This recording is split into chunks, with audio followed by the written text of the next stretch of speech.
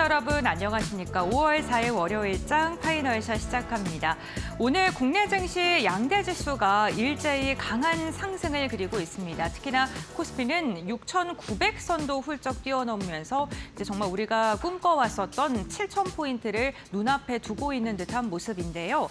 외국인과 기관의 강력한 매수세가 시장을 견인하고 있는데 SK하이닉스, SK스퀘어, SK그룹주들의 강세가 지수 자체를 끌어올리고 있습니다. 샌디스크가 실적을 발표했는데요. 영업이익률 잘 나왔고요. 이에 대한 영향이 국내 증시까지 이어지고 있는 듯한 모습이고요. 코스닥 같은 경우에도 오늘 발맞춰서 2%에 가까운 상승력을 그려주고 있습니다. 다만 상승과 하락의 종목 수를 보게 됐을 땐 하락하는 종목이 더 많은 장이기도 합니다. 지수가 이렇게 오르는데 말이죠. 그만큼 상대적으로 소외감을 느끼시는 분들도 많이 있으실 것 같은데 5월장 시작인 만큼 5월장에 우리가 어떻게 전략을 세워야 되는지 저희가 지금 바로 알아보도록 하겠습니다. 오늘 마켓 A컷으로 준비한 사진은요. 주요국의 지난달 월간 수익률을 한번 준비를 했습니다. 보시는 것처럼 3월과 4월 달을 보게 됐을 때 희비가 엇갈리는 그러한 모습이 나타나고 있는데 우리 증시뿐만 아니라 글로벌 시장 전반적으로 3월보다는 4월 달이 현저하게 좋았습니다. 유가증권 시장은 3월 달에 무려 19% 급락을 보이면서 1월과 2월의 상승분을 일부 반납하는 모습이 나타났는데 4월장 들어서 30%가 넘게 상승하면서 하락분을 다 만회하고 남을 정도의 강한 상승을 보이기도 했었죠. 5월 시장이 좀 궁금하실 텐데요. 5월은 통상적으로 세리메이라고 해서 5월에 증시를 떠났다가 10월까지는 지켜보다가 들어와야 된다라는 증시의 격언이 있죠. 그런데 올해는 이 분위기가 사뭇 다를 것이다라는 증권가의 전망들이 쏟아지고 있습니다. 왜 그런 걸까요?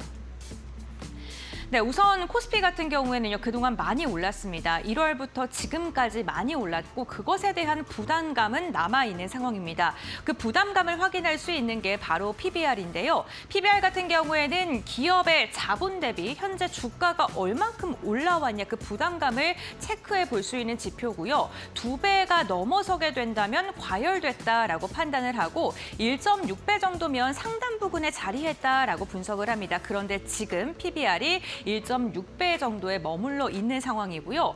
PER 같은 경우에는 기업들이 지금 얼마만큼의 돈을 벌 것으로 예상되고 그 이익 대비 주가의 위치가 어느 정도인지를 판단하는 지표인데 10배가량이 돼야지 이제 조금 과도하게 올랐다라고 이야기를 하는데 현재 구간 7배 수준에 머물러 있으면서 지수가 이렇게 올랐음에도 불구하고 PER 같은 경우에는 하단 부근에 머물러 있는 상황입니다. 밸류의 부담감과 기업들의 실적을 안고 지수가 더 상승할 것이라는 그러한 엇갈리는 그 전망들이 좀 공존하고 있는 상황인데요. 다만 5월 달 들어서 많이 올랐기 때문에 차익 실현에 대한 욕구라던가 중동에 대한 지정학적 리스크를 통한 고유가에 대한 부담감, 그로 인해서 금리의 변동성 같은 경우에는 시장에 좀 부담으로 작용할 수는 있겠습니다만 시장에서는 여전히 PER 7배 이 부분을 좀 주목을 하고 있는 듯한 모습입니다.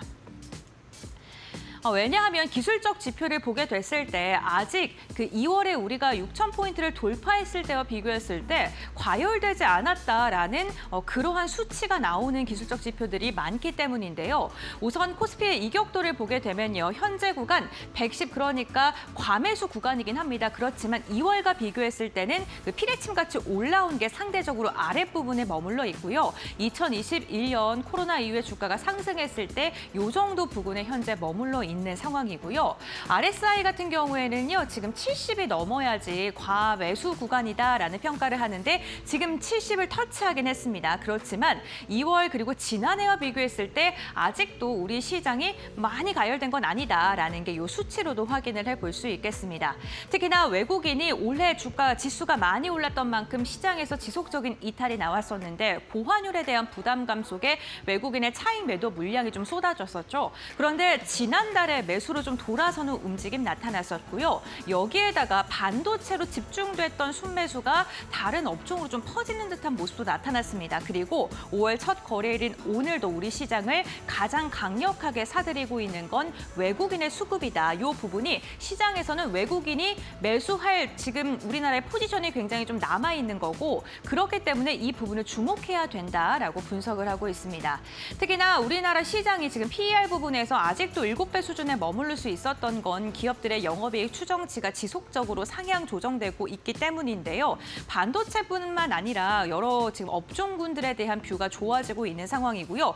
이익 추정치가 높아지고 있으니까요. 지수가 올라도 PER은 여전히 7배 수준에 머무를 수밖에 없는 상황입니다. 그러니까 기업들이 돈을 잘 벌어서 그만큼 합당한 지수의 평가를 받고 있다라고 바라봐 주시면 좋겠습니다. 코스피의 이익 추정치가 지속적으로 상향 조정되고 있는데 올해 정말 많이 추정치가 올라가고 있죠. 그런데 내년에는 더 좋아질 것이다라는 이야기 나오고 있습니다. 올해 같은 경우에 673조 원인데 내년에는요 828조까지 지속적으로 상향 조정되고 있는 듯한 모습이고요. 연초 추정치와 비교했을 때 올해는 104% 그리고 내년에는 125%가량 상향 조정된 수치이기도 합니다. 그런데 반도체, 투톱이 다 견인하는 거 아니냐, 걔네들의 기여도가 너무 크지 않냐 이렇게 생각하고 계시는 분들도 있으실 것 같은데요. 삼성전자와 SK하이닉스를 제외하고 실적 추정치를 봐도요. 두 자리대긴 하지만 그래도 상향 조정되고 있습니다. 올해는 13%, 내년에는 16%가량 좋아질 것으로 확인되고 있는 만큼 삼성과 SK하이닉스가 지금 독보적으로 많이 올라서 많이 좀 주가의 상향 조정치가 나오고 있기 때문에 이 부분에 주목을 하시는데 그 외의 업종들도 지금 견조하게 상승하고 있다는 점도 참고해 주시면 좋겠습니다. 네, 반도체 외에도 데이터가 좋다는 게 또 확인이 되는 게요. 우선 반도체 워낙 잘 가고 있습니다. 173%가량 4월 달 들어서 수출입 동향이 전년 대비 또 올랐고요. 그런데 컴퓨터가 무려 500% 넘게 상승한 것으로 확인되고 있습니다. 이 컴퓨터 부분에 보시면 컴퓨터 안쪽에 SSD가 들어가 있는데요. SSD가 저 연초록 색깔 선입니다. 가장 높게 상승되어 있는 게 그래프를 통해 보이시죠? 이 SSD의 수출량이 700%가 넘으면서 역시나 반도체 AI 시장의 파생으로 저장 장치에 대한 기대감이 점점 더 커지고 있고 SSD 같은 경우에도 데이터 관련된 그러한 산업군이기 때문에 700%가 넘게 상승하고 있다는 점 참고해 보시면 좋겠고요. 반도체 같은 경우에는 HBM을 포함한 NPC 자체가 186% 상승하면서 반도체 자체를 강하게 끌어가고 있는 듯한 모습입니다. 그런데 이 두 가지 말고 우리가 또 주목을 해볼게요. 선박 같은 경우에도 지속적으로 친환경 선박으로 시장의 분위기가 변화하면서 우리 기업들이 수주 소식이 들려오고 있고요. 40%가 넘는 상승률이 지금 나타나고 있고요. 석유 같은 경우에는 오히려 가격이 상승해서 우리가 판매할 때 정제하고 판매하는 그 가격도 올라갑니다. 그 금액 자체가 높아졌기 때문에 석유 제품의 수출 동향 자체가 40%에 가까운 상승력, 화장품과 의류와 같이 지갑을 열고 소비를 해야지 지금 실적에 잡히는 그런 업종들도 지금 많이 좀 가파르게 수출입 동향에서 상승한 것으로 확인되고 있기 때문에 생각보다 이런 화장품이나 의류와 같은 소비재들이 덜 올랐기 때문에 이 부분을 좀 봐야 된다. 이러한 이야기도 있으니까요. 5월당 투자 전략 세우시는데 참고하시면 좋겠습니다. 그렇다면 반도체 외에 우리가 어떠한 업종을 봐야 될까요? 반도체 외 이익 모멘텀이 개선되고 있는 업종들을 좀 봤는데요. 역시나 조선이라던가 방산, 지속적으로 수출 계약 소식이 들려오고 있는 업종들은 올해 여전히 좋을 것으로 지금 전망이 되고 있고요. IT 하드웨어 쪽도 지금 시장에서는 주목을 하고 있습니다. 그러니까 AI 투자 사이클로 수혜가 받는 반도체 전력기기, 자동차, 2차 전지, IT 하드웨어 쪽은 올해 역시나 반도체뿐만 아니라 파생적으로 더 좋아질 것이다라는 이야기 나오고 있고요. 두 번째로는 조선과 방산이 2월과 3월 들어서 실적을 지금 지속적으로 좀 좋아지고 있는 추세가 나타나고 있는데 지정학적 리스크를 통해서 수혜를 얻을 것으로 기대되는 업종은 전쟁이 끝나더라도 주목될 수밖에 없겠죠. 그 부분 주목해야 되고요. 또 증권과 은행 지주사, 코리아 프리미엄 수혜 관련된 기업들 실적 시즌 끝나면 정책 시즌 찾아옵니다. 그와 관련돼서 주목해 보셔야 되고 고환율로 오히려 수혜를 받는 화장품이나 호텔, 레저, 소매 같은 경우에도 보시는 것처럼 이익이 지금 개선되고 있는 게 확인되고 있기 때문에 이 부분 특히나 관광객들이 지금 지속적으로 늘어나고 있는 부분도 참고를 해보셔야 될 것 같습니다. 네, 지금 탄력이 만약에 지수의 탄력 자체가 둔화되고 조정이 됐을 때 저렴한 업종을 좀 들여다보자. 이러한 증권가의 전망도 나오고 있는데요. 건강관리, 증권, 비철, 목재, 화학이고요. 건강관리 같은 경우에는 바이오 관련 기업들 조정 많이 받았기 때문에 봐야 되는 거고 증권은 시장이 화랑이 되니까 좀 지켜봐야 되는데 지금 주가가 많이 안 올랐다. 이렇게 보고 있는 것 같고요. 화학 같은 경우와 비철, 목재 같은 경우에도 마제 스프레드나 아니면 지금 바닥을 딛고 반등하고 있는 이 부분에 대해서 좀 주목을 해보자라고 증권가에서 코멘트를 달고 있습니다. 참고해 보시면 좋겠습니다. 여기에다가 오늘도 코스피가 더 잘 가니까요. 상대적으로 코스닥 갖고 계신 분들 소외되시죠? 그런데 실적 다음은 정책입니다. 하반기에는 코스닥을 기대해 볼 만한데 지금은 아직은 아니지만 지켜봐야 된다라는 또 증권가의 코멘트가 있는데요. 어쨌든 코스닥 3,000피를 만들기 위해서 정부에선 다양한 정책을 쏟아들 예정인데 가장 중요한 게 올해 하반기에 세그먼트가 도입이 됩니다. 그러니까 코스닥을 두 개로 나눠서 좀 운영을 한다는 건데요. 1부와 2부로 나누고 우량 기업, 일반 기업으로 나눠서 우량 기업에 편입되기 위해서는 코스피와 거의 비슷한 빡빡한 그 조건을 좀 충족을 해야 된다라는 게 정부의 방침이고요. 그렇게 됐을 때 ETF라던가 아니면은 뭐 대규모의 자금들이 우량 기업으로 쏠릴 수밖에 없겠죠. 그런 선순환 구조를 만들겠다. 퇴출은 조금 어려우니까 이렇게 하겠다라는 거고 그게 하반기에 지속되는 만큼 이 부분 관심 있게 보셔야 될 것 같고요. 코스닥에서도 업종이 좀 좋아지는 그러한 섹터를 좀 정리를 했습니다. 조선이라던가 IT, 에너지, 반도체, 건강관리 관련된 기업들 생각보다 실적 잘 나오고 있고요. 주가가 상대적으로 덜 오른 기업들도 있으니까요. 정책 모멘텀을 안으면서 실적이 괜찮은 기업들 함께 추려보시면서 5월장 우리 시장에서 또 시장 대비 더 좋은 수익률 얻으시길 진심으로 바라겠습니다. 네, 이렇게 저희 마켓데이컵 브리핑 마무리하도록 하고요. 그렇다면 이 시간 우리 시장 어떻게 움직이고 있는지 살펴보도록 하겠습니다. 김주영 아나운서가 전해드립니다. 네, 5월의 첫 거래일 국내 증시 흐름 같이 한번 체크해 보시죠. 오늘 코스피와 코스닥이 동반 강세 흐름 보이고 있는 가운데 특히나 코스피의 상승 탄력이 굉장합니다. 코스피 오늘 오전장이 6,800선 돌파에 이어서 오후장 6,900선까지 돌파를 해낸 모습인데요. 이제 7,000포인트가 100포인트도 남지 않은 상황입니다. 현재 구간 시장 좀 더 자세하게 체크해 보도록 하겠습니다. 코스피 먼저 확인해 보시면은요. 오늘 코스피 6,740선에서 출발해낸 이후에 오전장에 6,800선 돌파를 했고요. 특히나 계속해서 고점을 높여가면서 오후장에서는 6,911포인트까지 터치를 해냈습니다. 오늘 반도체 그리고 전선, 증권주들이 강한 흐름을 가져가면서 코스피 지수를 견인해주고 있고요. 특히나 SK하이닉스의 경우에는 장중에 신고가에 이어서 140만 닉스까지 돌파를 해낸 모습입니다. 현재 구간 코스피의 경우에는 4% 급등을 하면서 6,903포인트 지나가고 있습니다. 이어서 코스닥 살펴보시죠. 네, 오늘 코스닥도 현재 구간 강세 흐름 이어지고는 있지만 장 초반 대비해서는 상승분을 일부 반납한 모습들 확인되고 있습니다. 아무래도 대형주 중심으로 수급이 쏠리다 보니까 코스닥은 일부 좀 반납한 모습들 확인되고 있고요. 오늘 일중 고점이 1,222포인트 터치해낸 이후에 현재 구간 코스닥은 1,212포인트 선 지나가고 있습니다. 이어서 수급적인 부분들도 체크해 보겠습니다. 오늘 유가증권 시장에서 외국인과 기관의 조단위 순매수가 유입되고 있습니다. 특히나 외국인의 경우에는 5거래일 만에 순매수가 유입되고 있는 상황인데요. 현재 구간에는 2조 7천억 원 이상 담아내고 있고요. 기관도 그간 순매수 이어갔지만 오늘은 조단위 순매수가 들어오면서 1조 5천억 원 이상 담아내고 있는 흐름 확인해 볼 수 있습니다. 이어서 코스닥 살펴보겠습니다. 네, 오늘 코스닥 안에서는 외국인만이 순매수 이어가고 있습니다. 5거래일 만에 수급 유입되고 있는 상황인데요. 5천억 원 이상 담아내고 있고요. 기관의 경우에는 장 초반 순매수가 유입됐었지만 장중에 매도로 돌아선 모습 확인해 볼 수 있습니다. 현재 구간에는 기관이 500억 원 이상 팔아내고 있고 개인도 차익 실현에 나서면서 4,500억 원 이상 매도 포지션 취하고 있습니다. 그렇다면 오늘 시장에서 주목받고 있는 키워드도 같이 한번 확인해 보겠습니다. 오늘 반도체부터 HBM 관련주들이 강한 흐름 가져가고 있는데요.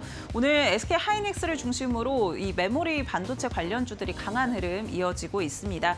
지난주 실적 슈퍼위크를 소화해냈죠. 빅테크 기업들이 실적을 발표하면서 그동안 시장에서 우려감을 갖고 있던 수익성에 대한 부분들도 좀 완화가 됐고요. 또 캐펙스 투자를 계속 이어간다라는 부분들도 메모리 반도체주들에는 호재로 작용을 하고 있는 모습입니다.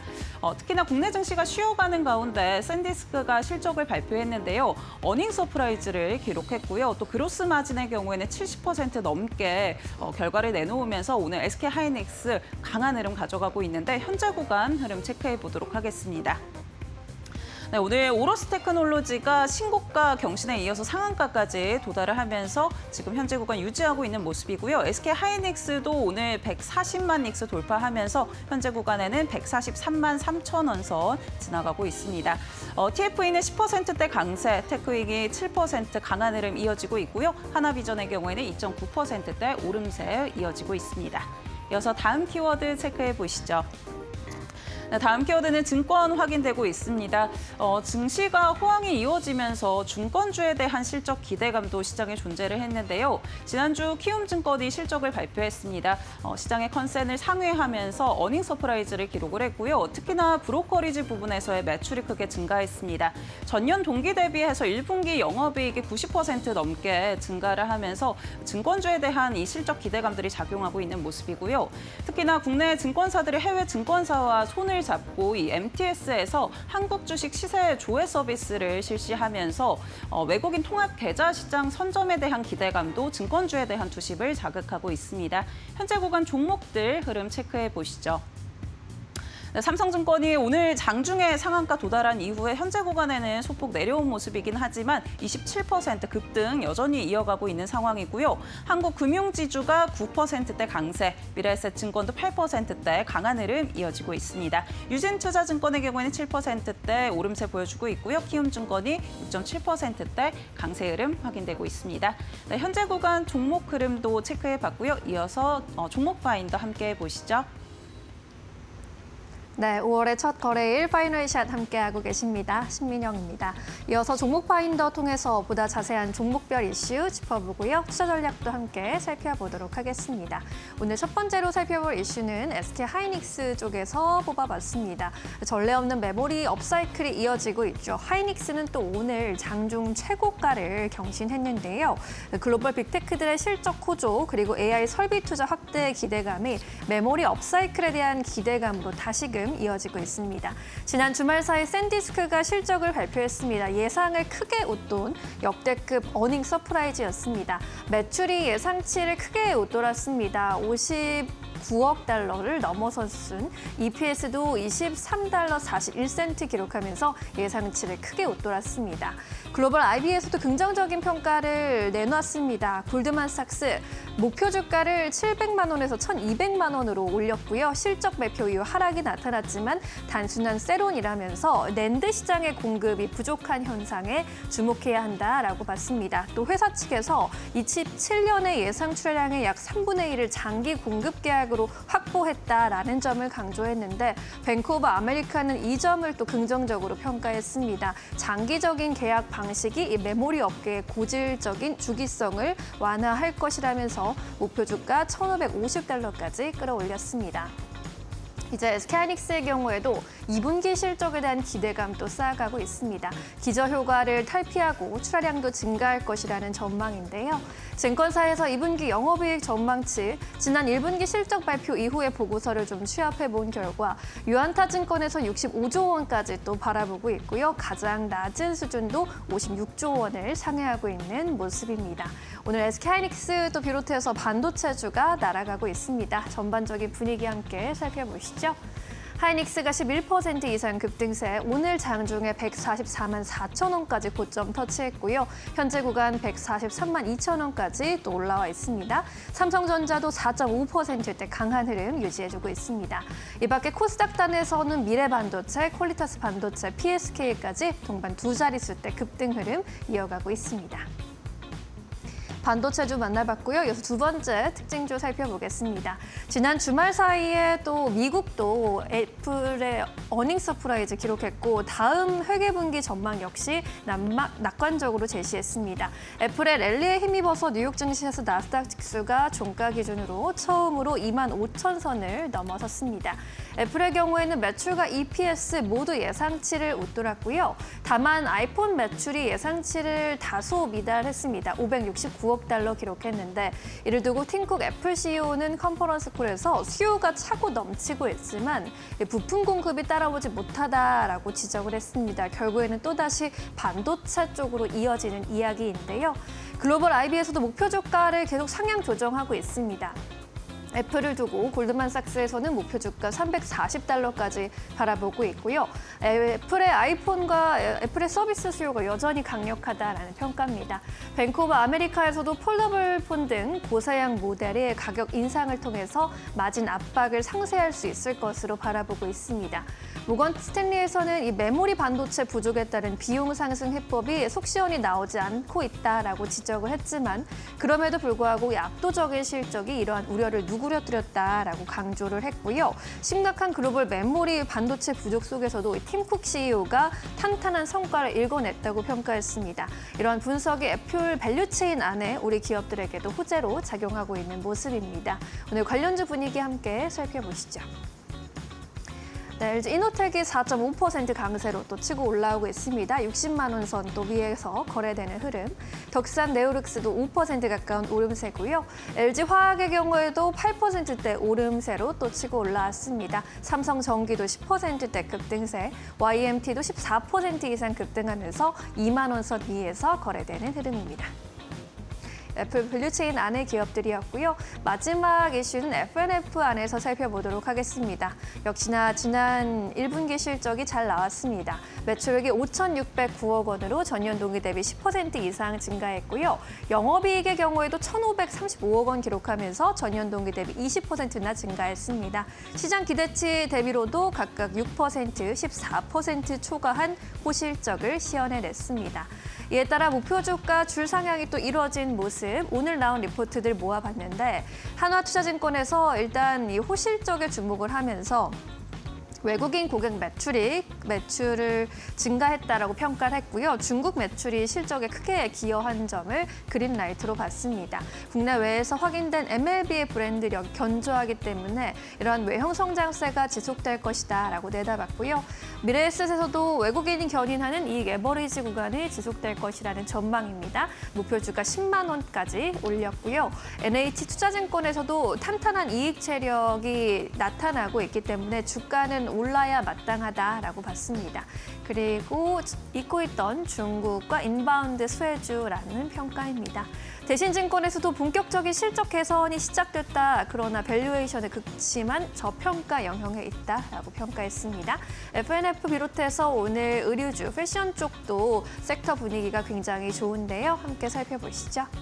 F&F 13% 급등세입니다. 75,600원 선까지 또 올라왔고요. 코데즈 컴바인도 14% 이상 급등하고 있습니다. 좋은 사람들 JST나 인디F까지 4에서 5% 강한 흐름 유지하고 있습니다. 네, 이렇게 이슈가 있는 종목들 위주로 먼저 점검을 해봤고요. 이어서 전문가와 함께 놓치지 말아야 할 종목들도 살펴보도록 하겠습니다. 레몬리서치 김민수 대표 모셨습니다. 어서 오세요. 네, 이어서 대표님이 골라주신 특징주들 오늘의 종목 파인더 통해서 살펴보도록 하겠습니다. 오늘도 다양한 종목들이 특징주로 거론이 되고 있고요. 포스코홀딩스나 SK하이닉스, 삼성전자, 현대차 같은 굵직굵직한 종목들도 보이고요. SOL과 LS, HLB 이노베이션 같은 종목들까지 포진해 있습니다. 크래프톤의 경우에도 호실적 발표하면서 오늘 급등세 연출하고 있습니다.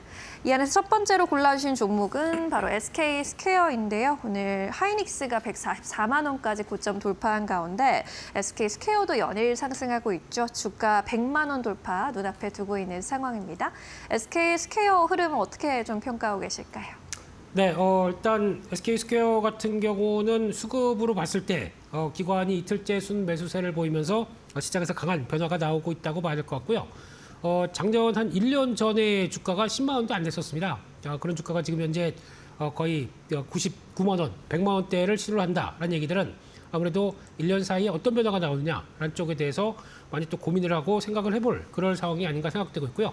오늘 같은 경우는 막상 5월 달 시작하면서 외국인들이 어떤 공격적으로 주식을 지금 매수가 들어온 상황들인데 3조 4천억 정도가 매수가 들어오고 있죠. 그런 쪽에서 우리 해외 쪽에서 우리 주식을 직접적으로 살 수 있는 쪽에 대한 어떤 통합적인 계좌의 움직임이 바뀌었다라고 관점 쪽에서 아마 해외 쪽의 개인 투자자들, 해외 개미들이 한국 주식을 직접 사는 게 아니냐라는 추정이 나올 정도로 지금 강력하게 외국인들 매수세가 들어오고 있는데 그중에서 그러면 한국 주식에서 뭘 살 것이냐라고 했을 때 가장 눈에 띄는 건 삼성전자, SK 하이닉스겠죠.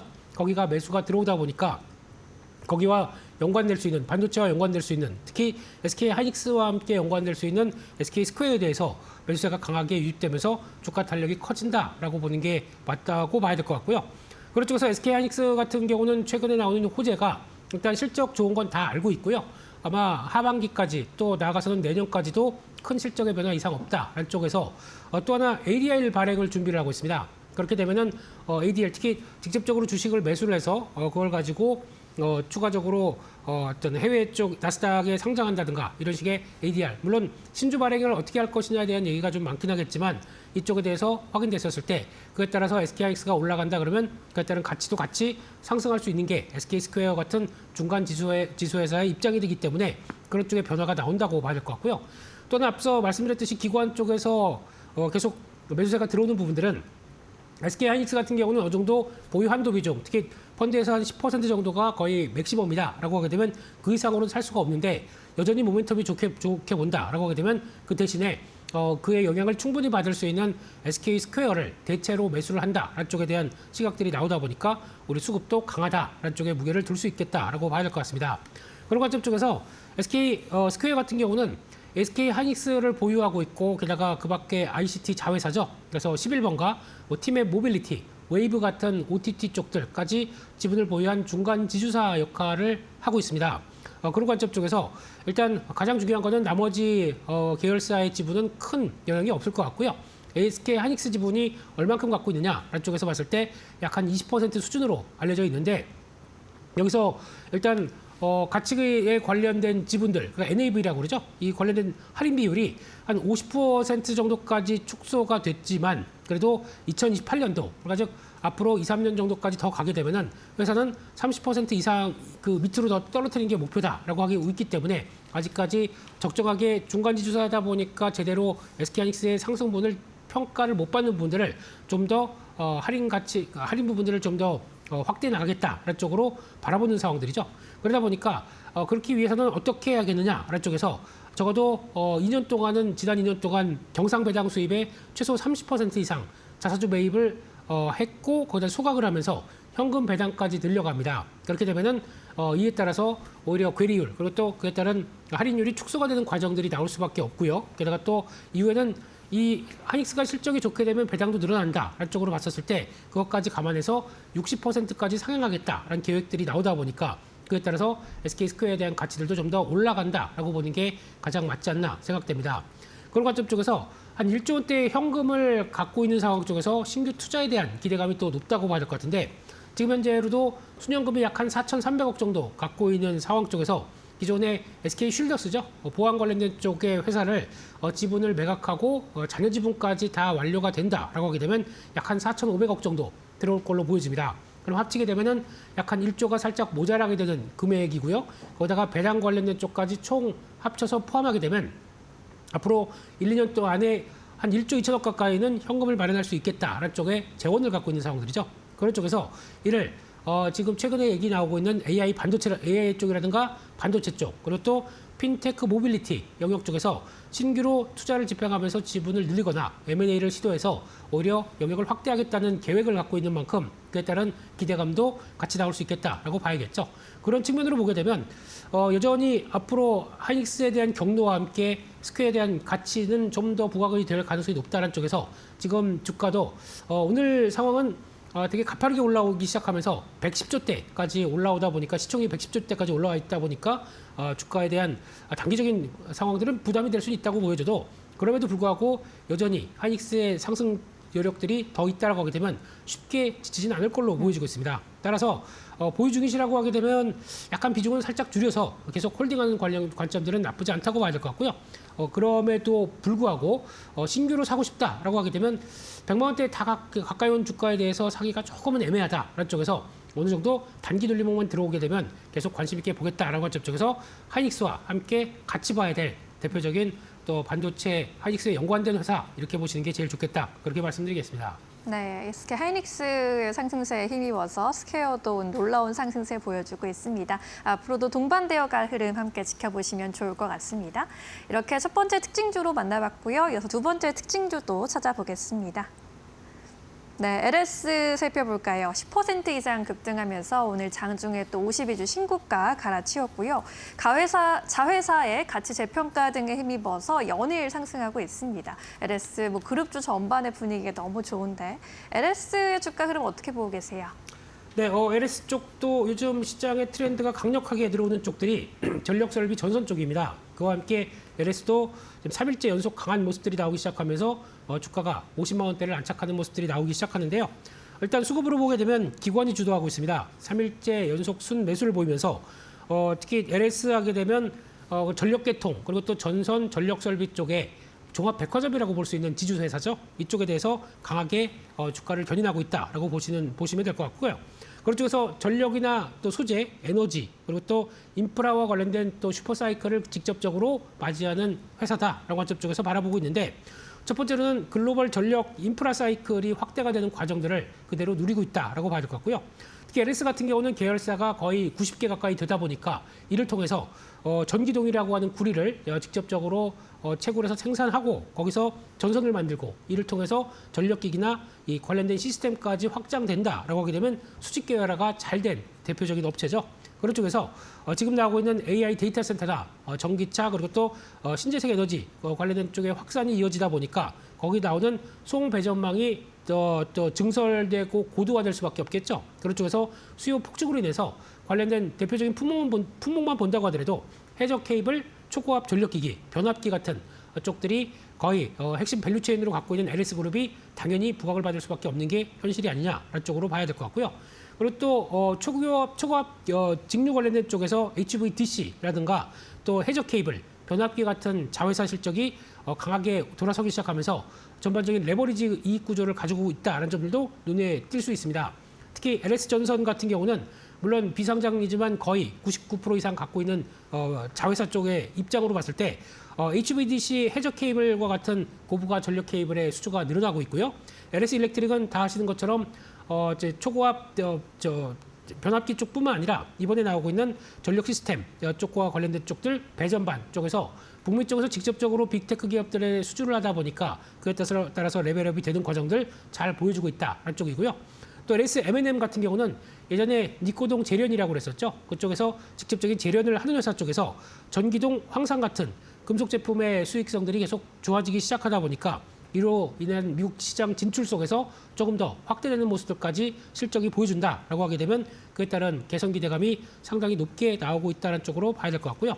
게다가 또 LS그룹 쪽에서 또 한 지난 2, 3년 전 정도부터 강하게 드라이브를 걸었던 쪽들이 2차 전지 그리고 또 핵심 광물 관련된 쪽입니다. 이쪽이 특히 이제 전구체라든가 황산 니켈 그리고 또 연구 자석 관련된 쪽들 히토리와 관련된 연관된 부분들이죠. 이쪽들도 미리 준비를 했다라는 쪽에서 시장에서 기대감을 계속 또 키워가는 모습들인데 특히 단독으로 들어가는 것보다 조인트 벤처로 여러 가지 활용을 많이 했다라는 관점 쪽에서 시장에서 바라보고 있는 어떤 기대감들이 높아지고 있는데요. 일단 전구체라든가 또 말씀드렸던 황산 니켈 그리고 또 2차전지 소재 쪽과 히토류 연구자석 이쪽까지도 전반적으로 확장을 시켜가는 과정 쪽에서 어떻게 미국에서 필요한 광물과 관련된 쪽에 어떤 연구 활성을 좀 더 확대시켜가는 모습들이 나오게 되면 중국을 배제한 어떤 공급망 재편의 과정 쪽에서 수혜를 받는 측면들이 높다라는 측면들이 같이 부각을 받는다라고 봐야 될 것 같고요. 마지막으로는 지주사 관련된 쪽과 함께 주주환원 스토리라고 봐야 될 것 같습니다. 한때 LS 하게 되면 또 기존의 자회사를 계속 상장시키려고 하면서 어떤 신규 IPO가 어떤 또 이제 물적 분할을 통해서 나오는 과정들로 바라봤었을 때 시장에서 부담감이 좀 큰 게 아니냐라는 쪽들이 이어졌었는데 그걸 좀 철회하기 시작하면서 일단 그에 따른 불안감은 좀 사라졌다고 봐야 될 것 같고요. 그런 쪽에서 지배구조나 지주사 체제, 코리아 디스카운트 관련된 얘기들을 어느 정도 잠재울 수 있는 모습들이 나온다라고 하게 되면 일단 이에 따라서 지주사의 가치들도 훨씬 더 높아질 수가 있기 때문에 이를 또 바라보는 시각들은 나쁘지 않다라는 쪽에서 단기적으로 올라 있습니다. 하지만 여전히 아마 확장세는 계속 이어질 수 있겠다라는 쪽에서 50만 원대 안착 이후에 탄력들도 계속 지켜보시는 게 좋겠다 그렇게 말씀드리겠습니다. 네, LS에서도 역시나 긍정적인 전망 도와주셨습니다. 투자 판단에 잘 참고해 보시기 바라겠습니다.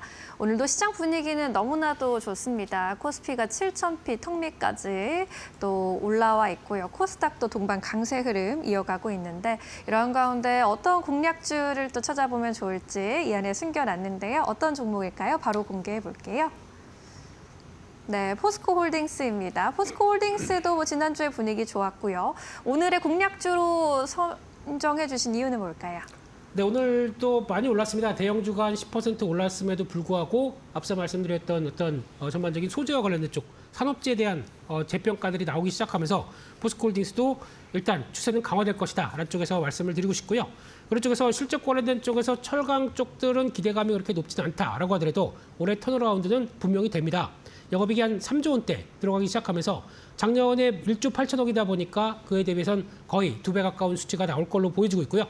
실적이 돌아서는데 PBR이 0.5배다. 여전히 저평가라는 인식이 뚜렷하다 보니까 주가에 대한 탄력은 계속 될 걸로 보여지고 있고, 게다가 철강 쪽 같은 경우는 중국의 구조조정이 이어지다 보니까 그에 따른 기대감과 국내에서도 K스틸법이죠. 이쪽에 대해서 고부가가치와 저탄소 제품 쪽으로 전환되는 과정 쪽에서 수익성은 좀 더 좋아지겠다라고 바라보고 있는 부분들이고요.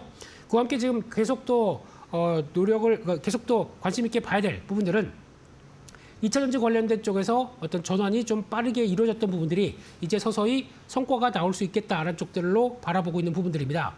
한때 2, 3년 전에 포스코그룹은 앞으로 2030년 이후부터는 매출의 절반 정도는 신재생 에너지 그리고 또 2차전지와 같은 쪽에서 매출을 좀 더 확대시켜서 목표는 절반 이상은 철강이 아닌 쪽에서 이끌어내겠다는 계획들을 야심차게 세웠고, 그에 따른 여러 가지 노력들을 했는데 지금부터는 오히려 광물 쪽에서 성과를 낼 수 있겠다는 쪽의 기대감이 상당히 큰 모습들이죠. 그래서 리튬부터 니켈 같은 광물부터 이제 양극재, 음극재 관련된 쪽들, 리사이클링 쪽까지 풀 밸류체인을 이끌어 가겠다라는 쪽들에 대한 성과가 올해부터 나온다고 봐야 될 것 같고요.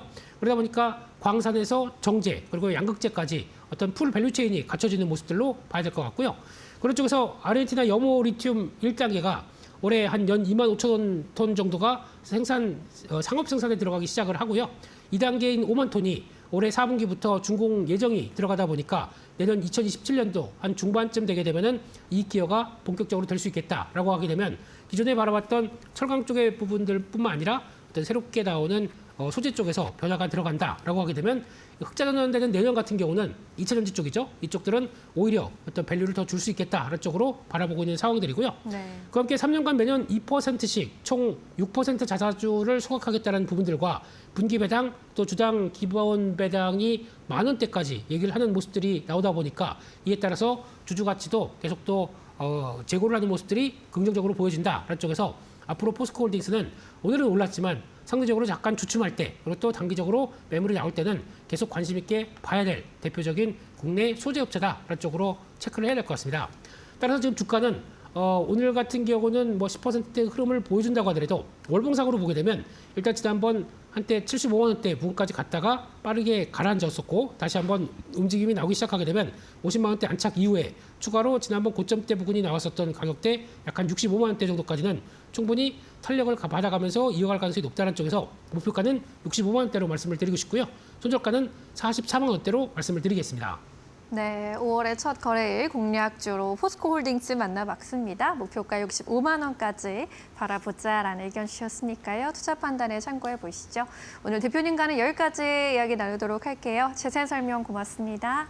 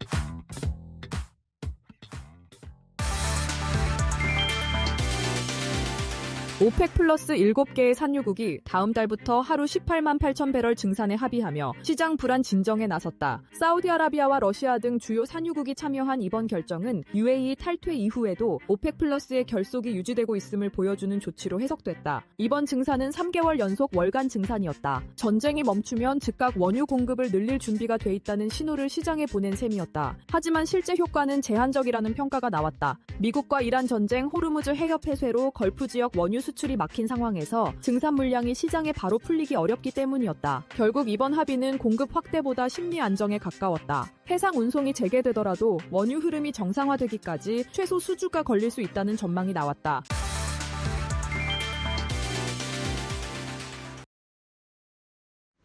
네, 섹터 대 섹터 시간으로 이어가 보도록 하겠습니다. 오늘부터 이 시간을 통해서는 우리 시장에서 상승한 섹터 그리고 하락한 섹터가 어떤 게 있는지 면밀하게 살펴보고요. 그 가운데서 우리가 살펴봐야 될 종목들 어떤 게 있는지 전문가님과 함께 분석 한번 해보는 시간으로 이어가 보도록 하겠습니다. 오늘 이 시간은 이데일리의 박근호 전문위원과 함께합니다. 안녕하십니까? 안녕하십니까? 네, 반갑습니다. 네, 오늘 섹터 어떠한 섹터가 상승했고 하락했는지 먼저 첫 번째 섹터들부터 알아보도록 하겠습니다.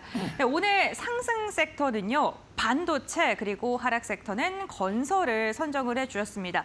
반도체 오늘 우리 시장에서 시장을 이끌고 있는 주역이라고 해도 과언이 아니겠죠. 샌디스크 실적 발표 후에 반도체 기업들 너무 좋은데 이 섹터들이 왜 이렇게 좋은지 한번 알아보도록 하고 건설 같은 경우에는 최근에 뭐 중동에 대한 재건 기대감 그리고 데이터 센터향 매출 원전과 같이 여러 가지 모멘텀 많으면서 강했었는데 오늘 시장이 이렇게 좋은데 빠집니다. 그 이유에 대해서도 이야기를 나눠보도록 하겠습니다. 먼저 상승 섹터 반도체부터 투자 전략 살펴보겠습니다. 오늘 반도체 섹터 선정하신 이유는 어떤 것 때문일까요? 네, 오늘 반도체를 상승 섹터로 선정한 이유는 뭐 시세가 그냥 모든 것을 다 설명을 해준다라고 이제 뭐 말씀을 드리고 싶은데요. 지난주 말에 이제 미국 빅테크들의 이제 실적 발표가 나왔을 때. 제가 항상 이제 강조를 드린 게 미국 빅테크들의 실질적인 뭐 매출이나 영업이익도 중요하지만 이제 캐펙스, 이제 자본 투자 지출에 대한 관련 부분들이 줄었는지 늘었는지가 가장 중요하다고 이제 계속 강조를 해드리고 있는데요. 이걸 조금 더 쉽게 설명드리면 이제 빅테크들, 하이퍼스케일러들이 반도체를 사는 돈을 줄이느냐, 이제 어떤 높이고 있느냐 이 부분이 중요한데 이번에 이제 발표된 부분들 보면 미국 이제 빅테크들의 올해 합산 이제 캐펙스 투자가 5,700억 달러 설비 투자 계획을 발표를 했죠. 사실 반도체주들이 오늘 떨어져도 말이 안 되는 부분이라 이제 보시면 될 것 같은데 다만 지금 시장 전체적으로 사실 뭐 조선주 엔진주들까지 지금 반도체가 끌고 다니고 있기 때문에 시장에서 이제 어떤 이분법적으로 시장을 볼 수 있는 상황이거든요.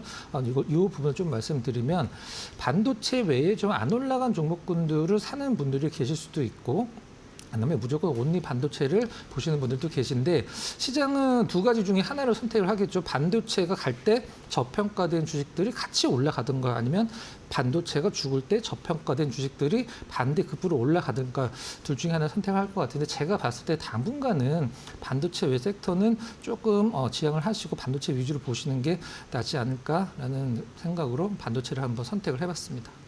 네, 알겠습니다. 반도체를 선택한 이유 오늘의 시세가 다 말해준다라고 이야기를 해주셨는데 또 이번 주에 AMD 실적 발표가 있는 만큼 기대감 속에 또 매수세가 이어지고 있습니다. 이번에는 하락 섹터 짚어볼 텐데요. 오늘 하락하는 섹터가 많이 없어서 좀 고르시는데 애를 먹지 않으셨을까 싶습니다. 건설주를 선정한 이유는 어떤 것 때문일까요? 네.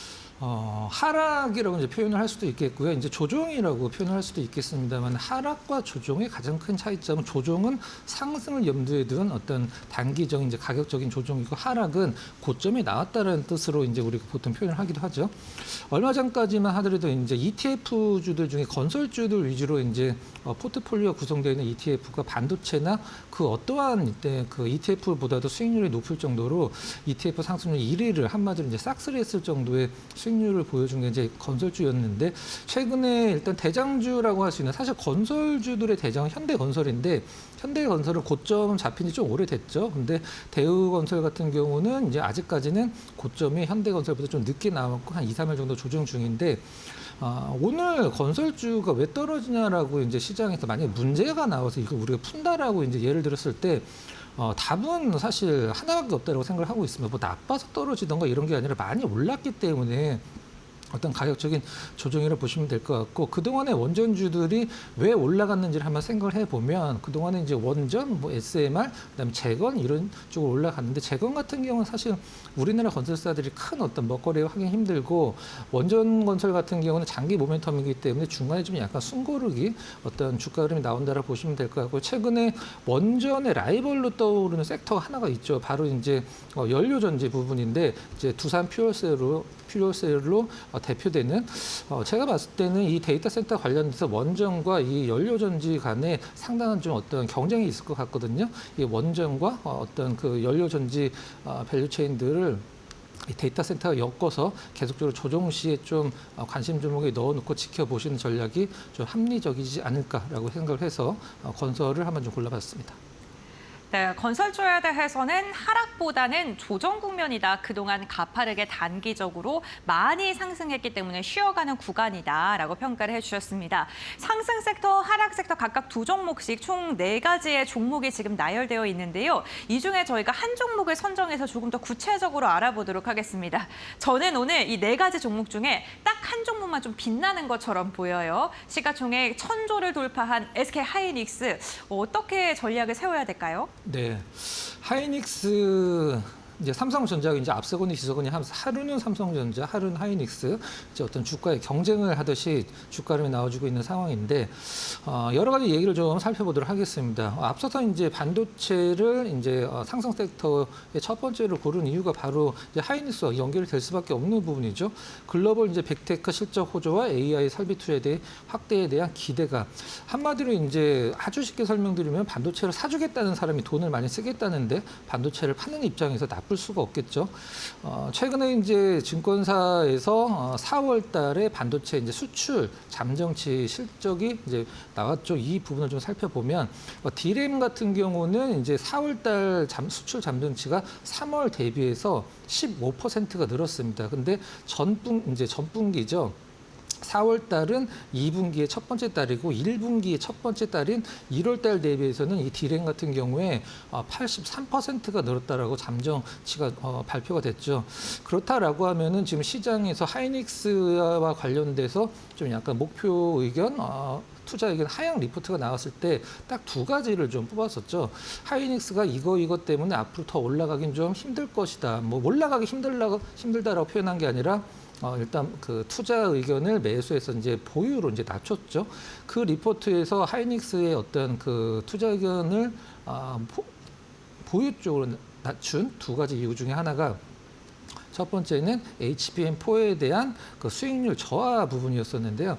하이닉스는 HBM4의 맨 밑에 있는 이제 HBM을 D램을 쌓아놨을 때 맨 밑에 있는 베이직 다이, 이제 로직 다이를 TSMC에서 받아와서 이제 하이닉스가 만드는 거고, 삼성전자 같은 경우는 자체 파운드리 산하노에서 만들기 때문에 HBM4가 HBM3E 대비해서 수익성이 이제 저하될 것이다라는 어떤 의문점이 이제 있었고요. 두 번째는 하이퍼스케일러들, 이제 우리가 소위 빅테크들의 4월달에 자본 지출이 3월달 대비해서 줄어들고 있다라고는 2가지를 근거를 삼았었는데, 일단은 4월달에 반도체 수출 잠정치를 봤을 때는 일단은 이 부분은 이제 뭐 크게 신경 안 쓰셔도 될 것 같고, 우리가 지금 이제 주말에 봤었던 미국 빅테크들의 자본 지출, 캐펙스 투자가 늘어나고 있다는 부분은 1월서부터 3월까지 수치거든요. 그래서 이 증권사에서 어떤 근거로 삼았던 하이퍼스케일러의 4월 달에 자본 투자 지출이 감소하고 있다는 부분은 어떠한 쪽에서 이런 부분들이 캐치가 돼서 일단은 근거로 제시를 했는지는 시장에서 명확히 밝혀지진 않았습니다만은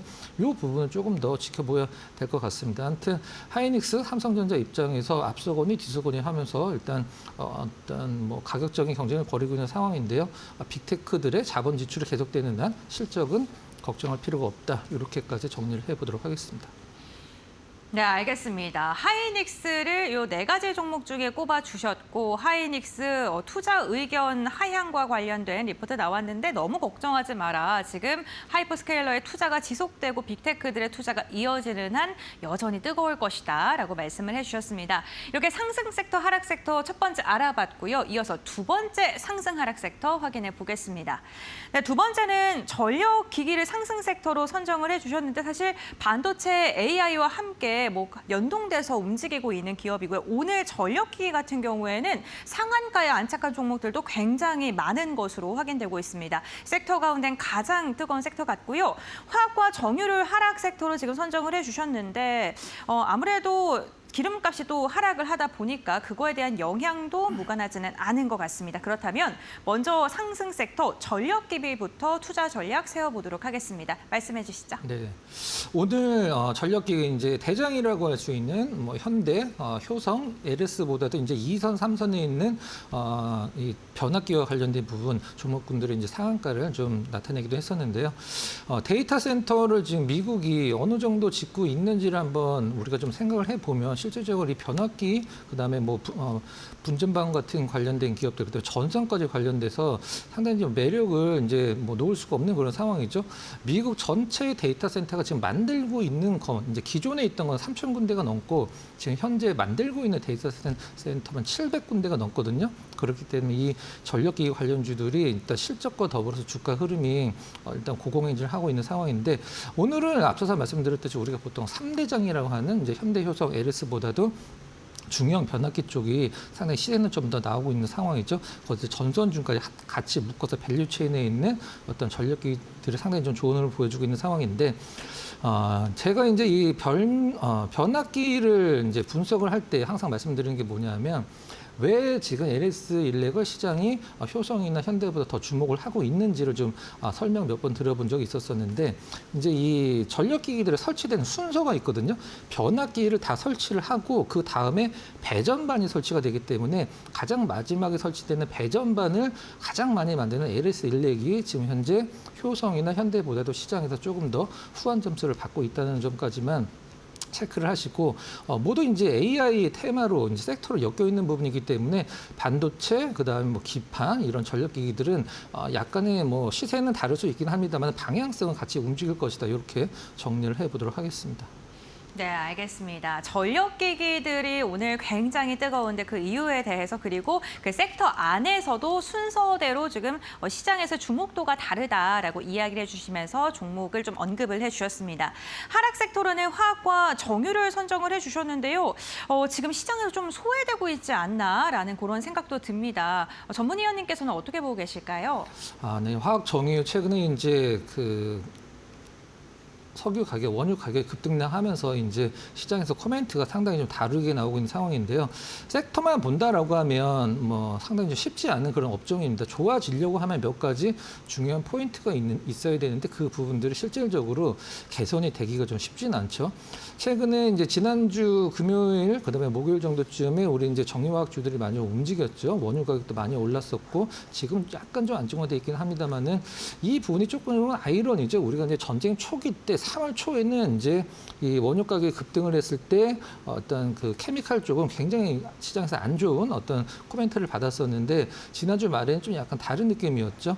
우리나라에서 그 화학 쪽 3대장이라고 한다라고 하면 LG화학, 그다음에 하나솔루션, 그다음에 롯데케미칼 들 수 있는데 LG화학 같은 경우는 이제 올해 실적은 1분기 실적은 생각보다 좀 잘 안 나온다라고 표현을 좀 하고 있고 하나솔루션의 케미칼 쪽, 화학 쪽에서 일단은 흑자 전환했다는 점이 상당히 의미 있는 부분이라고 보시면 될 것 같아요.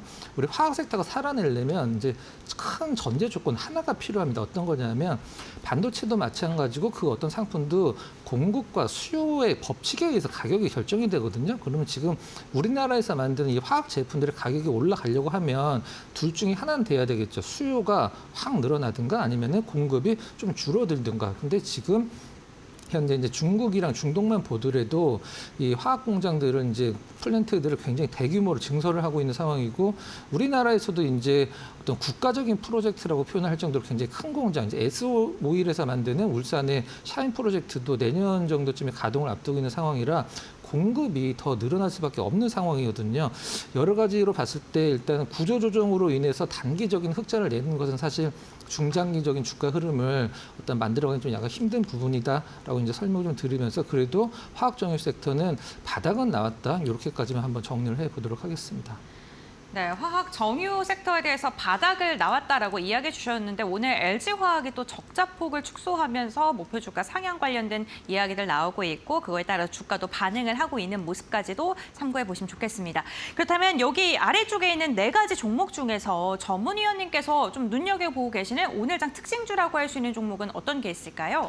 네, 그 롯데케미칼을 한번 골라봤는데요. 롯데케미칼은 앞서서 말씀드렸던 이제 화학의 3대장 중에 퓨어 플레이였죠. 온리 이제 화학이라고 보시면 될 것 같은데 2018년도쯤에 롯데케미칼이 45만 원까지 급등했었다가 최근에 이제 올해 이제 작년 말인가요? 5만 원까지 떨어졌다가 최근에 10만 원을 좀 회복을 해줬었는데 롯데케미칼 이제 실적을 좀 보면은 굉장히 좀 약간 시장에서 좀 약간 뭐라 그래야 될까 의미 있는 문구가 좀 많이 나오고 있죠. 10분기 만에 분기 영업 흑자를 전환 전망을 하고 있다 이렇게 표현을 하고 있습니다. 10분기라는 것은 2년 반이죠. 2년 반 만에 분기 흑자를 예상을 하고 있는데 연도별로 보면 실질적으로 좀 더 오래됐죠. 근데 아까도 말씀드렸습니다만 이제 구조 조정이나 아니면은 이 전쟁으로 인한 공급망이 좀 교란되면서 가격적인 단기 상승으로 인해서 흑자를 내는 것은 큰 의미는 없죠. 근데 앞서서 말씀드렸던 그 하나솔루션의 케미칼 부분이 바로 이런 것 때문에 이제 흑자 전환했고 그다음에